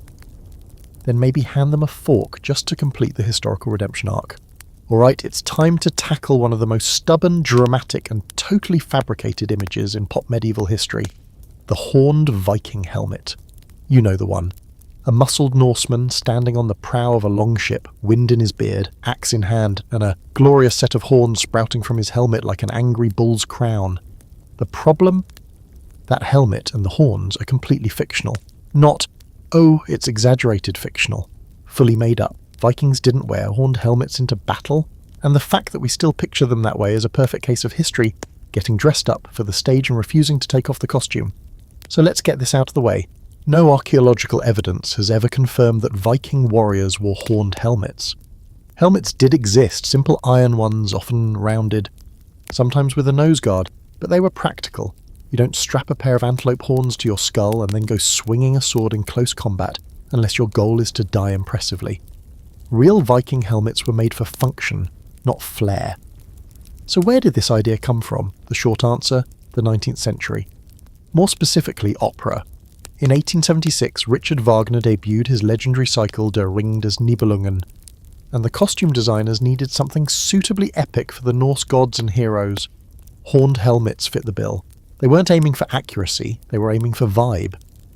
The horned helmet was born not on the battlefield, but on the stage under gaslight, accompanied by a 90-piece orchestra. The image stuck because it was dramatic, iconic, and very, very photogenic. From there, the horns made their way into illustrations, museum displays, and eventually mass media. By the time movies and comic books got a hold of them, Viking warriors were forever branded as the angry guys with bull horns. It's such a powerful image that even people who know it's wrong still cling to it because, let's face it, it looks cool.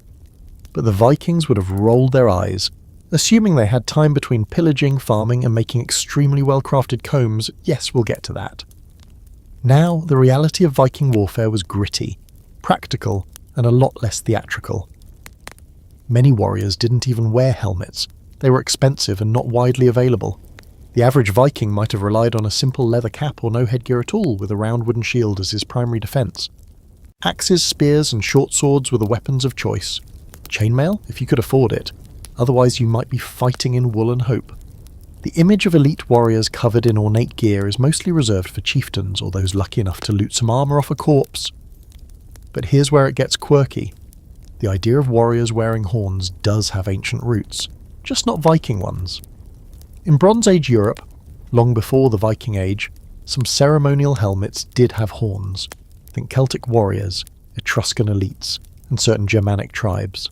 These were not combat helmets though, they were used for rituals, parades, or religious purposes, so the concept existed, but it got wrongly applied to the wrong people centuries later, a classic case of historical mix and match. Now let's dip into the wider Viking mythos. While horned helmets are out, style was still very much in. Vikings cared about appearance, cleanliness, grooming, decoration. They wore colourful clothes, used brooches, arm rings, and beads, and often had intricately braided hair. Archaeological digs have uncovered tweezers, combs, nail cleaners, and even ear picks in Viking graves. You might have expected a battle axe, but a personal hygiene kit, that's real. Vikings wanted to look good, smell decent, and impress at the next feast or trade meeting. These were not filthy, mindless savages. They were complex, cultured, and very image-conscious. Here's the scholarly debate. Why did the horned helmet myth survive for so long, even after being debunked? Some argue that it filled a narrative need, something to symbolize the wild, untamed energy people associated with Vikings. Others say it's just good branding. Once you've got that horned helmet on a cereal box, it's hard to walk it back. And museums didn't help. For years, displays included inaccurate reconstructions, reinforcing the fiction. The truth is, we like our history epic, and horns are just more fun than nose guards. Now here's your fringe fact for the night. In 1943, Nazi Germany built a massive Viking-themed propaganda exhibit featuring, you guessed it, horned helmets. The regime wanted to link itself to a powerful warrior heritage, and the horned helmet image was too good to pass up. So even fake history can be weaponized, which makes it more important than ever to separate fact from fantasy. Also worth noting, horned helmets aren't just an issue in Viking mythology. Plenty of cultures have been misrepresented through dramatic, stylized armor and dress. History loves to lean into stereotypes because they're visual shorthand, but if you really want to understand the people of the past, you have to look past the costume drama and into the dirt, the tools, the bones, and yes, the surprisingly intricate combs. So what would a Viking warrior actually look like? Imagine a lean, muscular guy with a sturdy wool tunic, a belt full of tools, a well-maintained axe, and maybe a carved wooden amulet around his neck. His shield bears his family's symbol. His beard is clean, oiled, and likely braided. His helmet, if he has one at all, it's plain, rounded, iron, and very much hornless. Tonight's hard historical fact: Vikings did not wear horned helmets into battle. This image was a 19th century invention, popularized by opera and art, not archaeology. Your quirky takeaway? Vikings were fastidious about grooming. Grave goods include tweezers, combs, and ear picks. You could have borrowed conditioner from a Viking. And the scholarly debate? Why has the horned helmet myth endured so powerfully in the cultural imagination despite zero historical evidence? So next time someone sketches a Viking with horns, just smile and say, "Nice Wagner cosplay, but the real guys, they preferred clean hair and functional headgear." Tonight we're sinking into the murky bubonic myth swamp of all medieval myths, that the Black Death was just one single sudden catastrophe that showed up, killed off half of Europe in a matter of months, and then disappeared like a bad Tinder date, one and done, boom, curtain. But here's the truth, less dramatic maybe, but far more fascinating. The plague wasn't one apocalyptic event.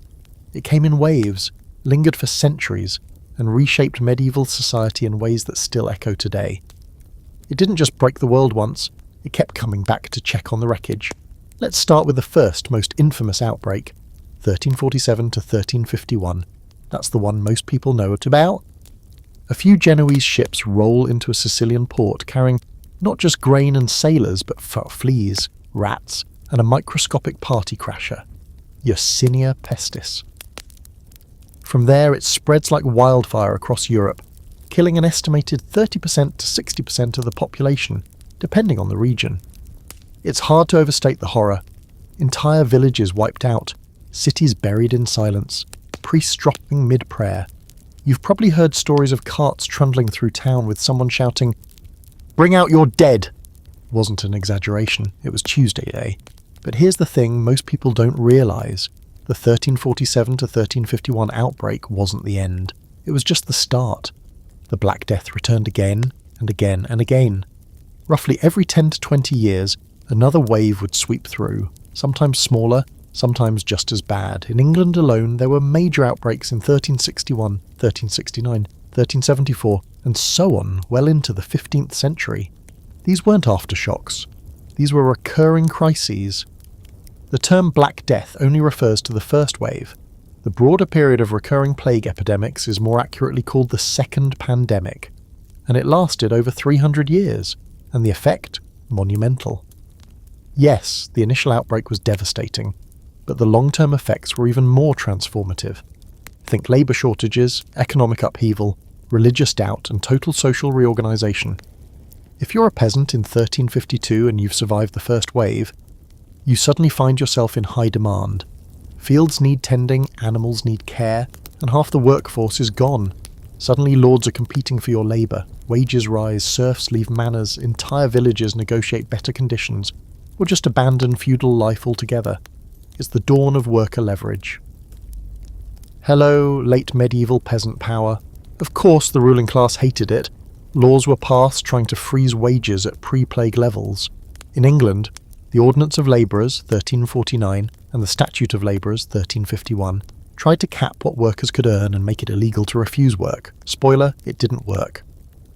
When labour is scarce and survival is on the line, people don't exactly care about your economic policies, and that tension between the empowered survivors and the desperate elites bubbled into revolts, like the Peasants' Revolt of 1381, which we already met a few sections back. Plague didn't just kill, it rearranged society. But it didn't stop there. The psychological impact of repeated plague waves left a deep scar. Art, literature, and religion shifted. Skeletons started dancing across murals in dance macabre scenes. Writers obsessed over death and decay. Pilgrimages surged as people searched for answers or forgiveness. And the church? It took a hit. Many clergy died in the first wave. Replacement priests were sometimes young, poorly trained or seen as opportunists. Faith wobbled. When the church couldn't stop the disease, or even explain it, people began to look elsewhere for meaning. Cue the rise of mysticism, fringe cults, and apocalyptic movements. Groups like the Flagellants marched through Europe whipping themselves in public displays of penance, believing that suffering could end the plague. They were both dramatic and deeply unsettling, and the church, wary of losing control, eventually cracked down on them. But the fear was real. When you've seen your neighbour swell up and die in 2 days flat, you'll try anything. Here's a strange little fringe detail. During some outbreaks, people blamed cats and dogs for the spread of plague and started killing them en masse. Ironically, this probably made things worse, because as we now know, cats kill rats, and rats carried the fleas that carried the disease. So in trying to solve the problem, people may have deleted one of the few natural defences they had. Just a little extra bonus from history's worst group project. And here's your scholarly debate for the night. What exactly caused the waves of plague to keep coming? The dominant theory is that the bacterium persisted in rodent populations, especially in Central Asia, and occasionally jumped back into humans via fleas. Climate shifts, trade routes, and population density all played roles. But new research suggests there may have been multiple strains in play, possibly spreading in different ways, through the air in some cases, not just via fleas. Others argue that poor record-keeping and overlapping epidemics like smallpox or typhus have muddied the historical picture. There is still mystery in the medieval autopsy room. Let's not forget the global scale. While Europe gets most of the plague press, the Black Death didn't stop at the Alps. It swept across the Islamic world, decimated populations in North Africa and the Middle East, and likely reached as far as China. Trade carried it, armies carried it, pilgrims carried it at it. This wasn't a local problem. It was the first truly global pandemic, and the world was connected enough to share in the suffering. And through it all, life kept going. People married, worked, made art, told stories. The plague was a backdrop to life, not a freeze frame. If anything, it made life more urgent. The late medieval world had a kind of frantic creativity to it, like a civilization that knew it might not get a second draft. Tonight's hard historical fact: the Black Death wasn't a one-time event. It came in recurring ways for centuries, reshaping European society with each pass. Your quirky fringe detail? In some cities, mass cat killings worsened the plague's spread by letting rat populations boom unchecked.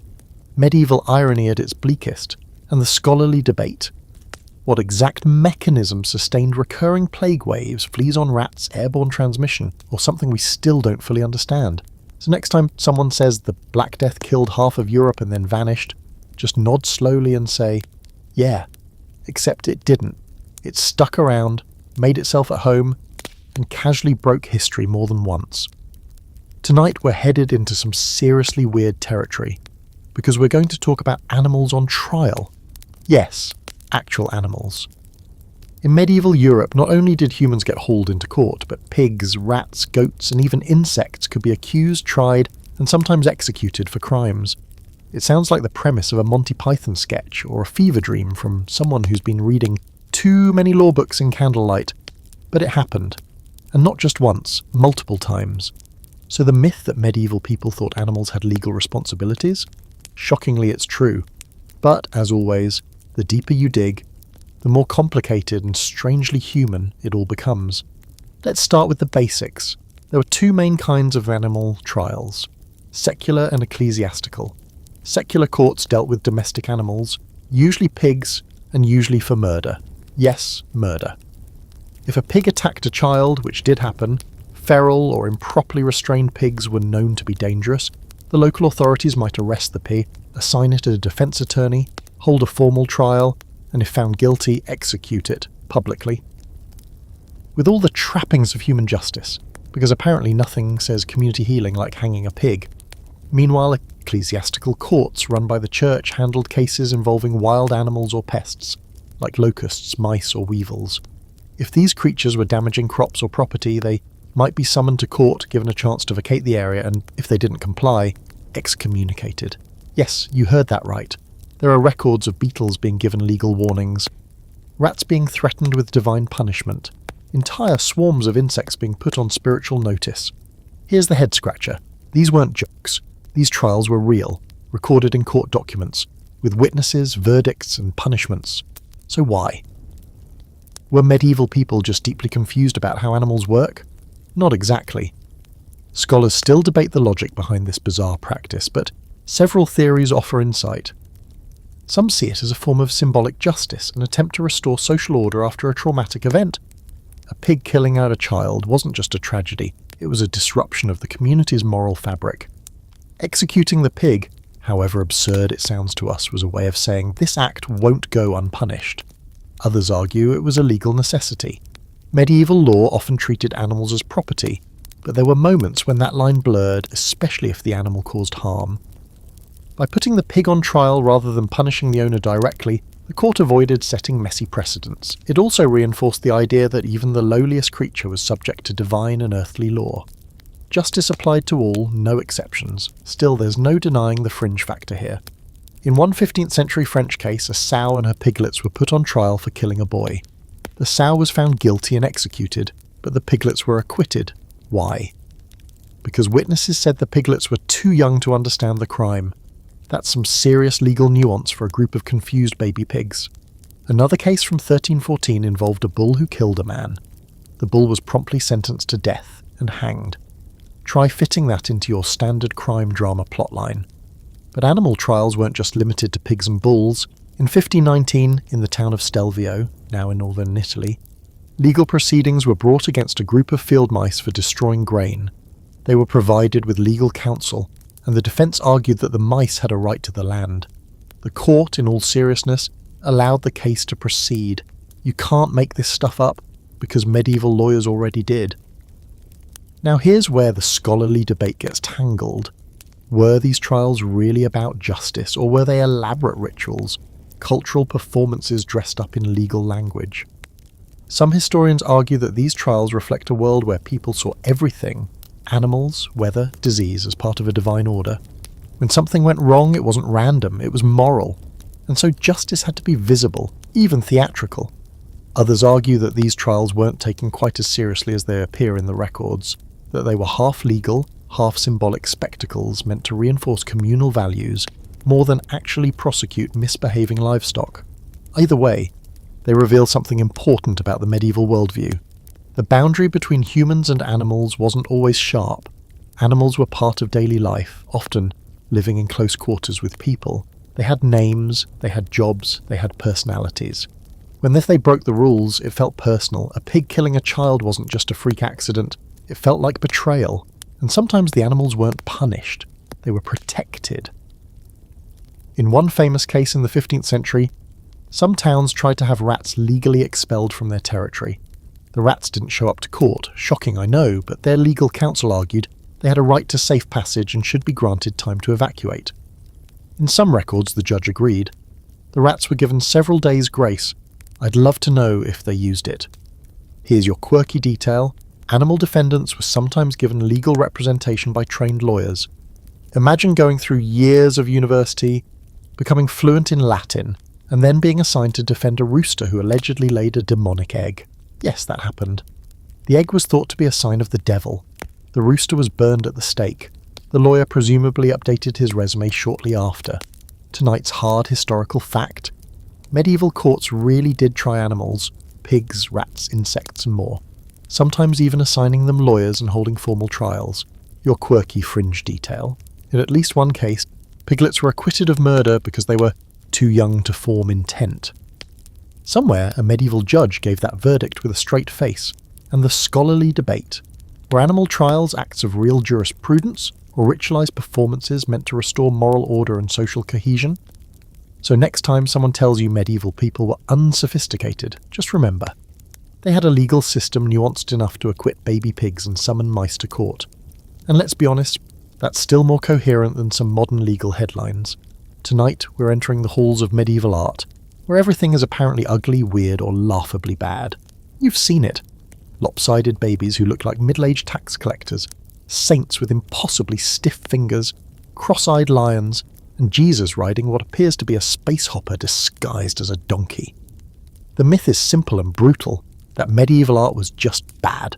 No sense of anatomy, no grasp of perspective, no emotional depth, just flat, awkward, and deeply confused about what humans even look like.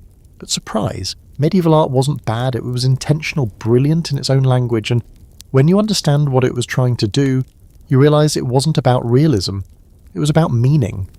So first things first, medieval artists could do realism, they just didn't care to, at least not the way Renaissance artists did. Before the 15th century, art wasn't about replicating the natural world, it was about expressing the spiritual world. If you were painting the Virgin Mary, you weren't trying to catch her best angle or show off her cheekbones. You were representing holiness, so you gave her a golden halo, an otherworldly expression, and maybe even elongated proportions. Her body wasn't supposed to look real, it was supposed to look sacred. And before you laugh at those bug-eyed angels, consider that their faces weren't drawn for viewers like us. They were for people who lived in a world where symbolism trumped realism. Take the famous ugly baby Jesus trope. You've probably seen him, a baby with a receding hairline, suspicious gaze, and the face of someone who already hates your playlist. But those weren't failed baby portraits. Artists often depicted Jesus as a small man, not a baby, to reflect the theological idea that he was fully divine from birth. Cuddly infant didn't express that power. A tiny adult did. Creepy? Maybe. But it wasn't incompetence, it was dogma. Now let's talk about proportions and perspective. Medieval art doesn't follow modern rules of vanishing points or light sources. Instead, it uses hieratic scale, where the most important figure is the biggest, not the one closest to you. So if Mary's taking up half the painting and the donor looks like a Lego man beside her, that's not a mistake, that's a status cue. You should notice her first. She's literally bigger than you on purpose. Perspective wasn't wrong, or it just wasn't the point. Here's your quirky fact for the night. Medieval manuscripts are full of marginalia, those weird little drawings in the margins of religious texts. And let me tell you, they are unhinged. You'll find rabbits stabbing knights, nuns riding fish, snails fighting armoured men, and monkeys doing questionable things with kitchen utensils. Why? Scholars still argue. Some say they were just doodles for fun. Others think they were moral commentary, political satire, or inside jokes from the scribe. But one thing's clear, medieval artists had a wild sense of humour, and they weren't afraid to sneak it into sacred texts. That's the thing about medieval art. It's not boring, it's not bland, it's vivid, even when it's strange. Look at the illuminated manuscripts. Gold leaf, vibrant blues made from lapis lazuli, reds from crushed beetles, greens from malachite. The colour palette alone would make any digital illustrator drool. And these weren't mass-produced images. They were handcrafted, often by monks or highly trained artisans, sometimes over months or even years. Pages weren't just decorated, they were celebrated. And the walls of churches, painted, carved, gilded. You walk into a cathedral today and see bare stone, but in its prime, that same cathedral would have been dripping with colour and symbolism. Saints stared down from rainbowed glass. Ceilings were star-spangled, columns were painted with vines and gold. Jesus wasn't just hovering in the background. He was 9 feet tall and surrounded by angels, flames, or cosmic wheels. The art wasn't minimal, it was maximalist with a mission. The scholarly debate here is fascinating. How much of medieval art was meant for elite audiences, and how much for the average viewer? Some argue that most people couldn't read the visual language of these pieces, the gestures, the attributes, the layered symbolism. Others believe that images in churches and books were carefully designed to be read even by the illiterate. A saint with a broken wheel must be St. Catherine, a dragon underfoot, probably St. George. Visual shorthand for sacred stories, like emojis, but with more halos and fewer poop jokes. Okay, some marginalia definitely includes poop jokes. And here's something else to consider. A lot of what looks strange to us now looked normal back then. The stylized faces, the odd proportions, the lack of shadows, that was the aesthetic. If you judged every anime drawing by the Renaissance standards, you'd think the artist failed anatomy. But the style has its own logic, so did medieval art. Let's not forget stained glass either. These weren't just decorative windows, they told stories. If you were a 12th century farmer who couldn't read Latin, you could still walk into your local cathedral and read the crucifixion, the nativity, the martyrdom of St. Lawrence, who, by the way, was grilled to death and allegedly told his executioners, "Turn me over, I'm done on this side." And yes, he sometimes shows up in art holding a gridiron. Dark, absolutely, but also unforgettable. Even public sculpture had its say. Gargoyles, for example, weren't just spooky decorations, they were rain spouts and reminders of sin, demons, or the outside world's chaos. Some were comical, grotesque, or downright obscene. They didn't just ward off water. They warned or entertained visitors. It's medieval humour, carved in stone and staring at you with a tongue sticking out. Tonight's hard historical fact: medieval art wasn't bad. It was deliberate, symbolic, and often richly detailed, based on its own visual language and cultural logic. Your quirky detail, marginalia in religious texts include rabbits jousting, butt trumpets, and snails attacking knights, because why not? And the scholarly debate? Was medieval art designed for elite, educated viewers, or was it an accessible visual tool for a largely illiterate public? So next time someone mocks a medieval painting for being ugly, just smile and say, "Actually, that's theological symbolism with a dash of bunny knife fight. Show some respect." Tonight, let's crack our knuckles and lift the drawbridge on another classic misunderstanding. The myth that the Middle Ages were basically one giant intellectual blackout, that the fall of Rome flipped off the light switch of knowledge, and the world sat in darkness until someone named Leonardo decided to invent ideas again. You've probably heard it framed this way. After the Romans, people forgot how to read, how to build, how to do math. They thought the earth was flat and that bathing was witchcraft. But here's the reality. The so-called Dark Ages weren't nearly as dark as you've been led to believe.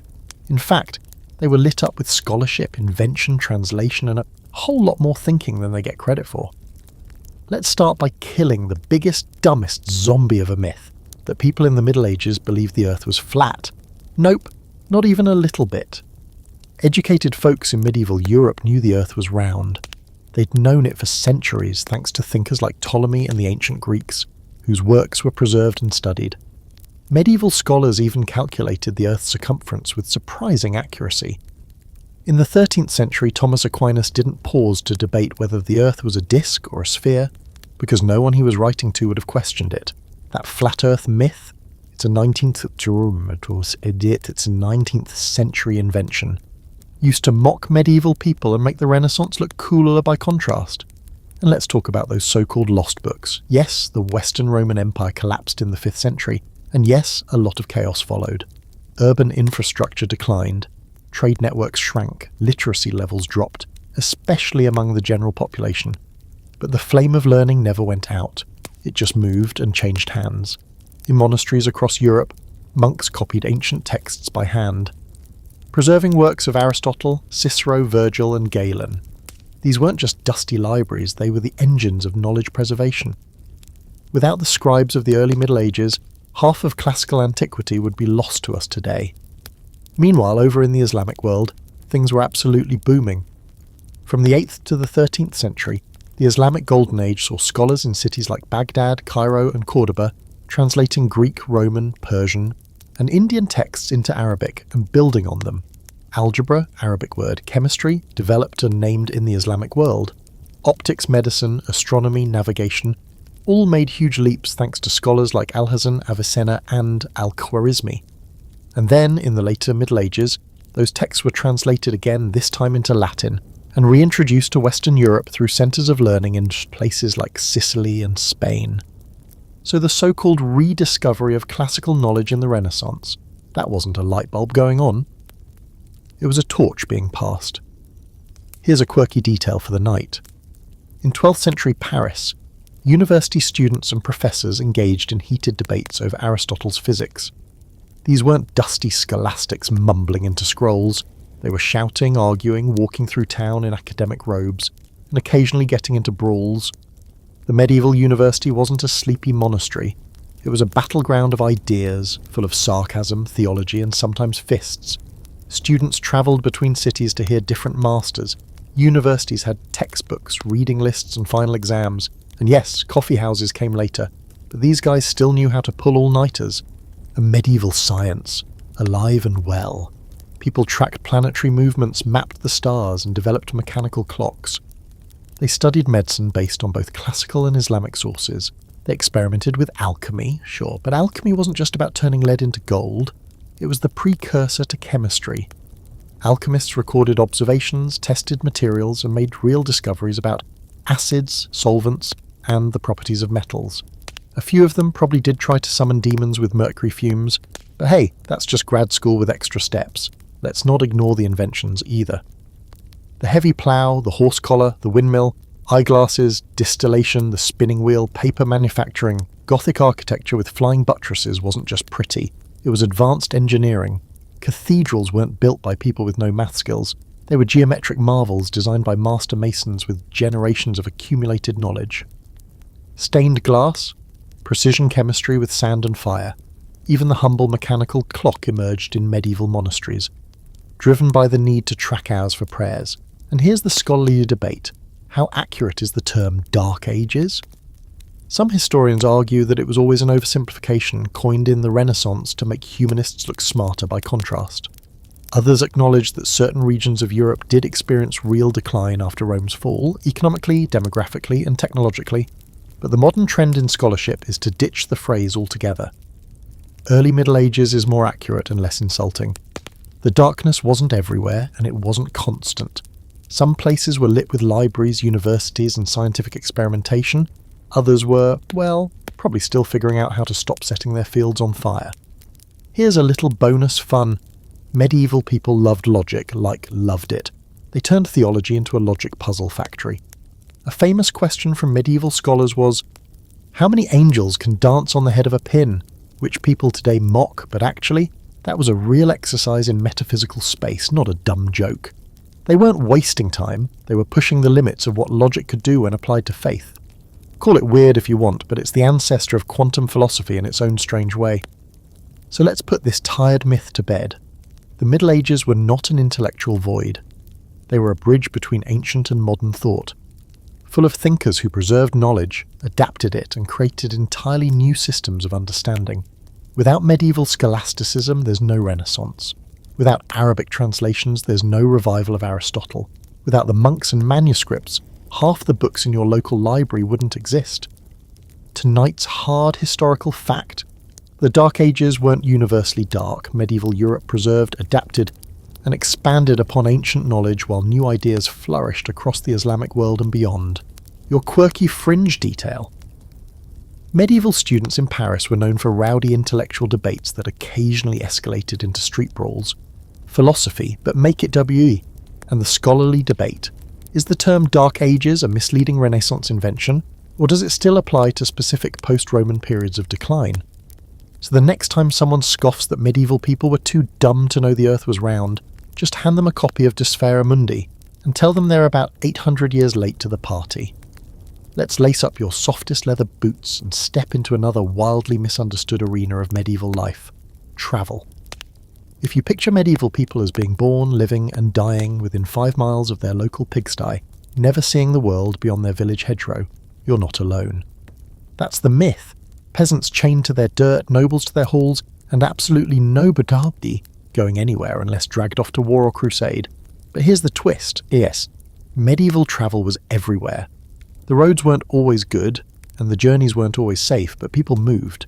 Constantly, for trade, for work, for worship, for curiosity. The medieval world was more mobile than you think. Let's start with the big one. Pilgrimage. If there was one reason to lace up and hit the road in medieval Europe, it was to visit a holy site. People from every class, yes, including peasants, set out on pilgrimages that could take weeks, months, or even years. Santiago de Compostela in Spain, Canterbury in England, Rome, Jerusalem. These weren't just spiritual quests, they were adventures. Pilgrims carried badges, wore travel cloaks, and often travelled in large groups for safety. Along the way, they'd stay at monasteries, hospitals, and inns that catered specifically to travellers. Think medieval Airbnbs, but with more incense and less Wi-Fi. And here's something fun. Pilgrims wrote about their travels.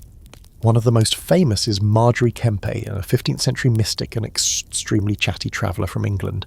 She made it all the way to the Holy Land and back, no small feat for a middle-aged mother with no noble title. And she wasn't alone. Monks, merchants, soldiers and scholars made similar journeys, often leaving behind records, maps and letters as describing what they saw. These weren't people afraid to leave home. They were out chasing experiences, ideas, relics, and maybe a bit of divine forgiveness. But it wasn't all saints and sandals. Trade routes connected cities across continents, and medieval Europe was buzzing with markets, fairs and merchant caravans. Think of places like Bruges, Venice and Constantinople, cosmopolitan centres drawing people from across Europe, Asia and North Africa. The Hanseatic League, a network of trading cities in northern Europe, linked ports from London to Novgorod. If you were a wool trader in England or a spice merchant in Genoa, travel wasn't optional, it was your business model. You needed to get to fairs, ports and cities. You had ships to load, buyers to woo and cargo to haggle over. And people didn't just travel for religion or trade, some wandered in search of work. Journeymen, those skilled labourers in between apprentice and master, were expected to travel to gain experience. In the German-speaking world, this tradition even had a name, the waltz, where journeymen roamed the countryside for years, working under different masters, collecting techniques, and occasionally drinking too much at town festivals. You know, professional development with bonus sausages. Of course, there were dangers. Roads could be rough, robbers were real, and bridges could collapse under you with no warning. Weather could trap you for days in a leaky inn, and border crossings often meant bribing guards or arguing with tax collectors. Passports, sort of. Travellers sometimes carried letters of protection or badges identifying their purpose, especially pilgrims or messengers. But the idea of needing official permission to travel was more about status than geography. If you had a reason, some coin and a sturdy pair of boots, you could go pretty far. Here's your quirky fringe detail. One of the earliest known travel guides was written in the Middle Ages. It was called The Guide for the Pilgrim to Santiago de Compostela, compiled in the 12th century. It includes detailed routes, descriptions of towns, advice on local customs, warnings about which inns to avoid, and even restaurant recommendations, though those usually sounded like, "with the innkeeper who waters the wine and overcooks the lamb." Still, it's the medieval version of Lonely Planet, and it shows just how structured long-distance travel could be. And don't forget the Crusaders, tens of thousands of people from across Europe making their way to the Middle East over land and sea, sometimes for years. These journeys weren't just about battle, they were logistical operations on a massive scale. Provisioning food, animals, ships, shelter. You weren't just marching into history, you were basically trying to backpack across multiple continents with a sword and questionable maps. Crusader routes passed through cities like Constantinople, Antioch and Acre, and along the way, travellers wrote home, traded goods, got married, and sometimes never came back. The scholarly debate here is fascinating. Just how mobile was the average person in medieval Europe? Some argue that yes, most people did stay local, that the cost, time and danger made travel rare. Others point to surviving records, pilgrimage badges found hundreds of miles from their origin, merchant logs, court records showing cross-regional movement, and argue that, while not everyone was Marco Polo, mobility was woven into medieval life more than we assume. It probably depended on your profession, your gender, your class, and your luck. But movement wasn't reserved for the elite. Speaking of polo, he gets a lot of credit for his travels to Asia, and rightfully so. But he wasn't the only one. Before him, Muslim traveller Ibn Battuta logged tens of thousands of miles across Africa, the Middle East, India and China. Jewish merchants like Benjamin of Tudela wrote about life in foreign lands. And let's not forget the Norse, who crossed the North Atlantic to Iceland, Greenland and even Vinland, possibly Newfoundland, centuries before Columbus set sail. Medieval people weren't afraid of the horizon, they chased it. And here's something to really fry your gypsy brain. There were postal systems. Not as fast or reliable as FedEx, sure, but monasteries, universities and royal courts had no networks for sending letters. Messengers travelled on foot, horseback and even boat, carrying everything from royal orders to love poems to shopping lists. The infrastructure existed, just a little slower and more prone to wolf attacks. Tonight's hard historical fact, and medieval people travelled far more than modern myths suggest, for trade, pilgrimage, work, diplomacy and exploration. Your quirky fringe detail, one of the world's earliest travel guides, written in the 1100s, warned pilgrims about bad food, shady innkeepers, and dangerous rivers.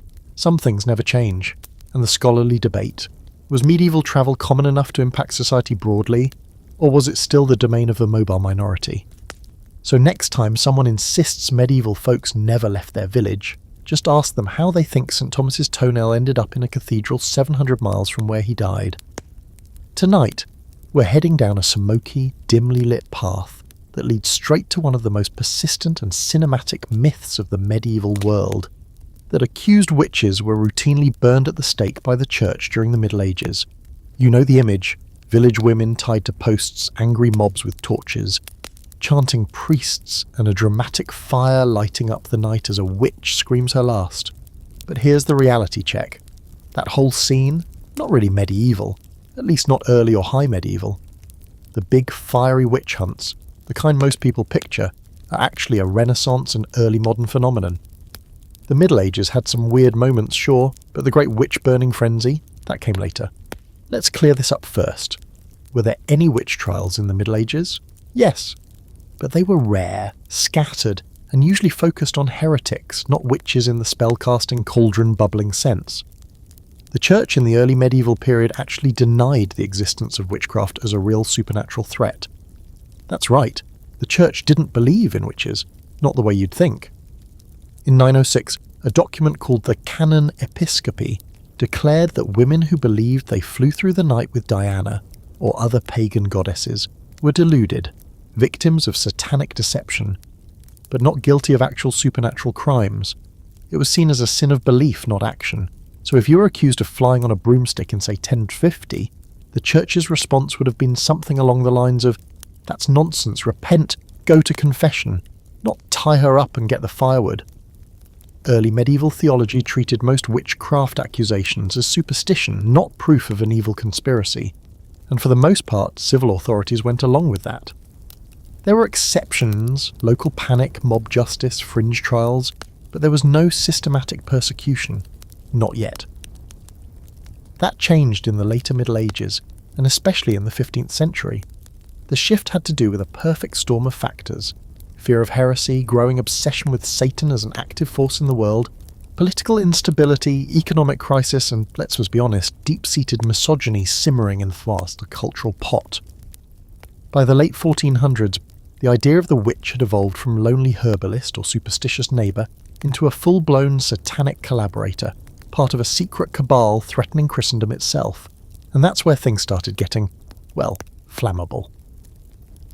Enter one of the darkest books in European history, the Malleus Maleficarum, or Hammer of Witches, published in 1487 by two Dominican inquisitors, Heinrich Kramer and Jacob Sprenger. This charming little manual insisted that witches were real, that they were mostly women and that they should be hunted down and destroyed. It was packed with misogyny, theological gymnastics and frankly unhinged logic, but it spread like wildfire. It was printed over and over, becoming the de facto guide for how to detect, interrogate and eliminate witches, and it laid the groundwork for what became the Great Witch hunts of the 16th and 17th centuries, well after the medieval period had technically ended. Here's the ironic twist. In much of the early Middle Ages, if you accused someone of witchcraft, you were the one in danger. The church frowned on making such accusations without cause, It saw belief in witchcraft as a lingering pagan superstition. So while folk magic absolutely existed, people cast love spells, made charms, used herbs and rituals, the official line was that supernatural power came only from God, and that anyone claiming otherwise was either deluded or dabbling in forbidden knowledge, but not necessarily some cackling force of evil. So where does that leave our beloved bonfires? They did happen, but usually later, and not always for witches. Heretics, rebels, and political enemies were sometimes burned. Joan of Arc, for example, was executed by burning in 1431, not specifically for witchcraft, but for heresy.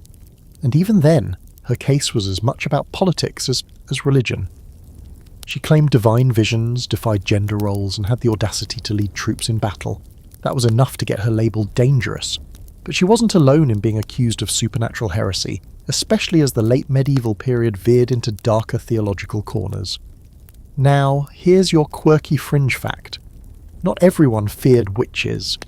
Some communities hired local wise women known as cunning folk or leeches to heal the sick, find lost items, or ward off curses. These people existed in a grey area. They weren't officially sanctioned by the church, but they were tolerated by communities that relied on them. Sometimes they were respected, sometimes envied, and occasionally they were scapegoated when things went wrong. A failed harvest, a sick child, a cow that dropped dead for no reason. But until the paranoia of the Renaissance, the response was usually more like social shunning than pyromania. The scholarly debate here is fiery. 2. How much of the witchcraft panic was driven by top-down institutional pressure, church courts, inquisitors, state law, and how much came from the ground up from frightened villagers pointing fingers? Some historians argue that local fears drove the first panics, especially in regions where folklore already framed misfortune as magical sabotage. Others say it was institutional paranoia that weaponized those fears, turning rumours into formal persecutions. The truth likely lies in a grim dance between the two. And if you're wondering where most witch burnings actually happened, look no further than early modern Germany and Switzerland, far outside the timeline of your average medieval history class. Between the 1500s and 1600s, thousands of people, mostly women, were executed in localized witch crazes. The infamous Salem trials, that was 1692, in colonial America. So the next time someone points to a medieval tapestry and says, "That's when they were burning witches," you can just smile and say, "Actually, wrong century, wrong continent." Tonight's hard historical fact: systematic witch burning wasn't a medieval practice. It rose in the Renaissance and peaked in the early modern period, long after the so-called Dark Ages. Your quirky fringe detail? In many medieval communities, folk healers and cunning women were respected and consulted, until the mood turned and superstition curdled into fear, and the scholarly debate, were the great witch hunts fueled more by institutional control or grassroots hysteria, and how much did theology, politics, and gender bias intertwine to fan the flames? So next time you hear that medieval people burned witches left and right, just lean in and whisper, "Wrong era, but let me tell you about the Malleus Maleficarum." It gets weird. Alright, let's ride this one home with a big, sweeping misconception that hangs over everything we've talked about so far, that the word medieval is basically just code for primitive. It's used as an insult all the time. That's medieval, people say, when describing something cruel, stupid, backward, or barbaric.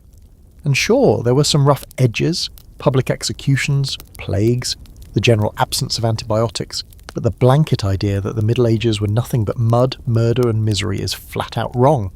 In reality, the medieval world laid the groundwork for many of the institutions, ideas, and innovations we now claim as modern. It wasn't primitive, it was foundational. Let's start with something flashy. Cathedrals. You want to talk about engineering? Walk into a place like Chartres, Durham, or Milan and just look up.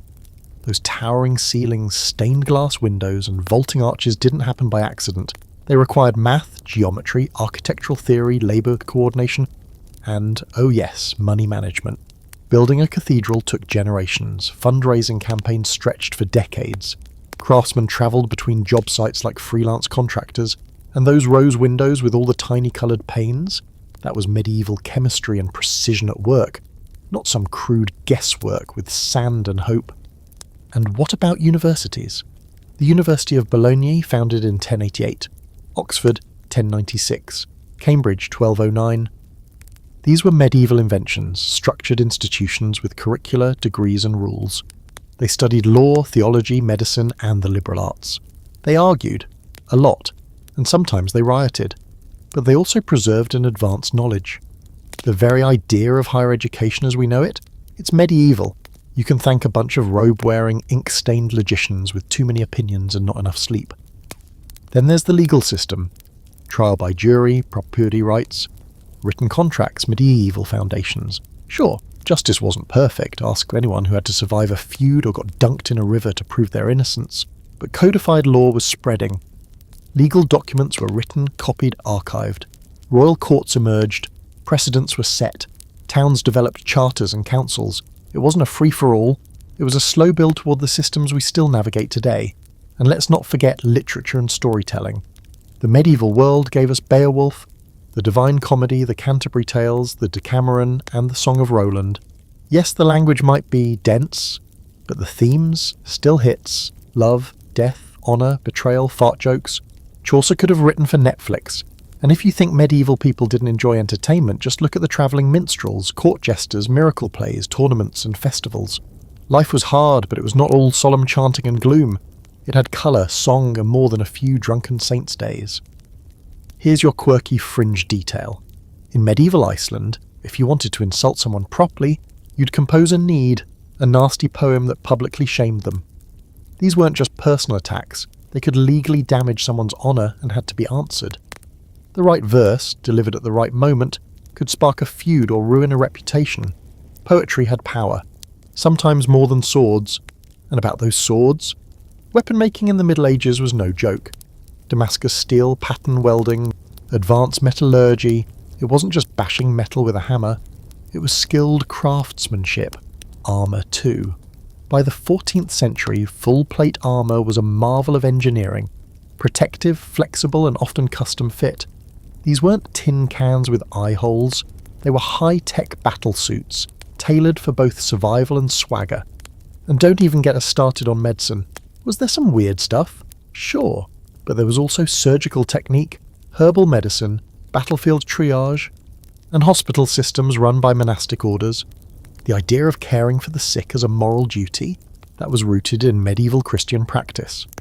Hospitals weren't sterile by modern standards, but they were organised, staffed, and often shockingly clean for the time. In some cases, monks wrote detailed medical treatises based on ancient and Arabic sources. The stethoscope may have come later, but the patient charts, already in motion. The scholarly debate here? It's about whether we should even use medieval as a pejorative anymore. Many historians argue that the term has been unfairly twisted by Enlightenment and Victorian thinkers who wanted to elevate their own age by bashing the past. In doing so, they flattened centuries of cultural complexity into a convenient insult. It's like calling an entire era dumb because it didn't have Netflix. If anything, we're the ones getting lazy with our labels. Let's also acknowledge how much medieval culture survives in subtle ways. The layout of European cities, the names of the days, the university gown, the legal language we still use, that weird affection for dragons in pop culture, that's pure medieval romance fiction, still roaring through our collective imagination. And our obsession with chivalry, honour, quests, and even fantasy tropes, all soaked in medieval ink, tonight's hard historical fact. The Middle Ages weren't primitive, they were dynamic, creative, and vital to the development of the modern world. Your quirky fringe detail? In medieval Iceland, an insult poem could legally damage your reputation, and sometimes needed poetic rebuttal to restore it. Bars were being spit before it was cool, and the scholarly debate? Should we stop using medieval as shorthand for barbaric, given how much the era actually accomplished? So the next time someone rolls their eyes and says, "That's so medieval," and feel free to gently remind them that without the Middle Ages, they wouldn't have universities, cathedrals, contracts, or even the word modern. And now, as the final embers of our torchlit journey flicker out, and your brain, hopefully not charred by medieval trivia, settles into that warm hum of almost sleep, let's take one last slow lap around everything we've uncovered tonight. Because if there's one thing this sprawling trip through misunderstood history has shown us, it's that the past is rarely what we were told. The Middle Ages weren't a monolith of filth, fire and foolishness. They were alive, complex and, honestly, a little too relatable at times. We saw that peasants didn't live exclusively in slop and sorrow, that the streets weren't always filled with sewage and ignorance, and that food had spice, colour, and far more flavour than grey oatmeal and mystery stew. We met knights who weren't always noble, castles that weren't drafty rock boxes, and women who weren't all locked in towers waiting to be rescued. They were nuns, traders, rulers, and revolutionaries. We burned the horned Viking helmet myth to the ground without using a longboat, corrected a few tomato time-travelling errors, and even stood in on a trial where a pig needed legal defence. We read Backward Art Forward. We walked the Pilgrim's Road, and we politely told the Renaissance to sit down and stop pretending it invented thinking. The truth is, the Middle Ages weren't some dark pit we climbed out of. They were the foundations under our feet. Messy foundations, sure, sometimes bloody, occasionally baffling, and always a little unpredictable. But they held more than superstition and soot. They held learning, light, legacy. They held laughter and lore and people just trying to figure things out with whatever they had. Scrolls, ploughs, swords, or just a very firm belief that angels could dance on pins. And now that you know all this, what will you do with it? Maybe next time someone shrugs off the medieval world with a joke or an eye roll, you'll offer a quiet correction or a very loud one, depending on your caffeine levels. Maybe you'll look at a cathedral and think not just pretty, but impossible without math. Maybe you'll remember that 1,000 years of human life doesn't deserve to be filed under oops. Or maybe, just maybe, you'll go to sleep tonight with a new kind of dream. One where a Viking with a clean beard and a hornless helmet walks into a bustling medieval inn, orders a plate of spice-rubbed duck, and gets into a legal debate with a literate pig. Thank you for sticking with me through this long, winding journey. I hope you laughed, learned something new, and found a bit of wonder tucked in between the myths. Now dim whatever lights are still on, let the fan hum like a lullaby, and sink into sleep knowing that the past isn't as wrong as it looks. It's just waiting for someone like you to ask better questions.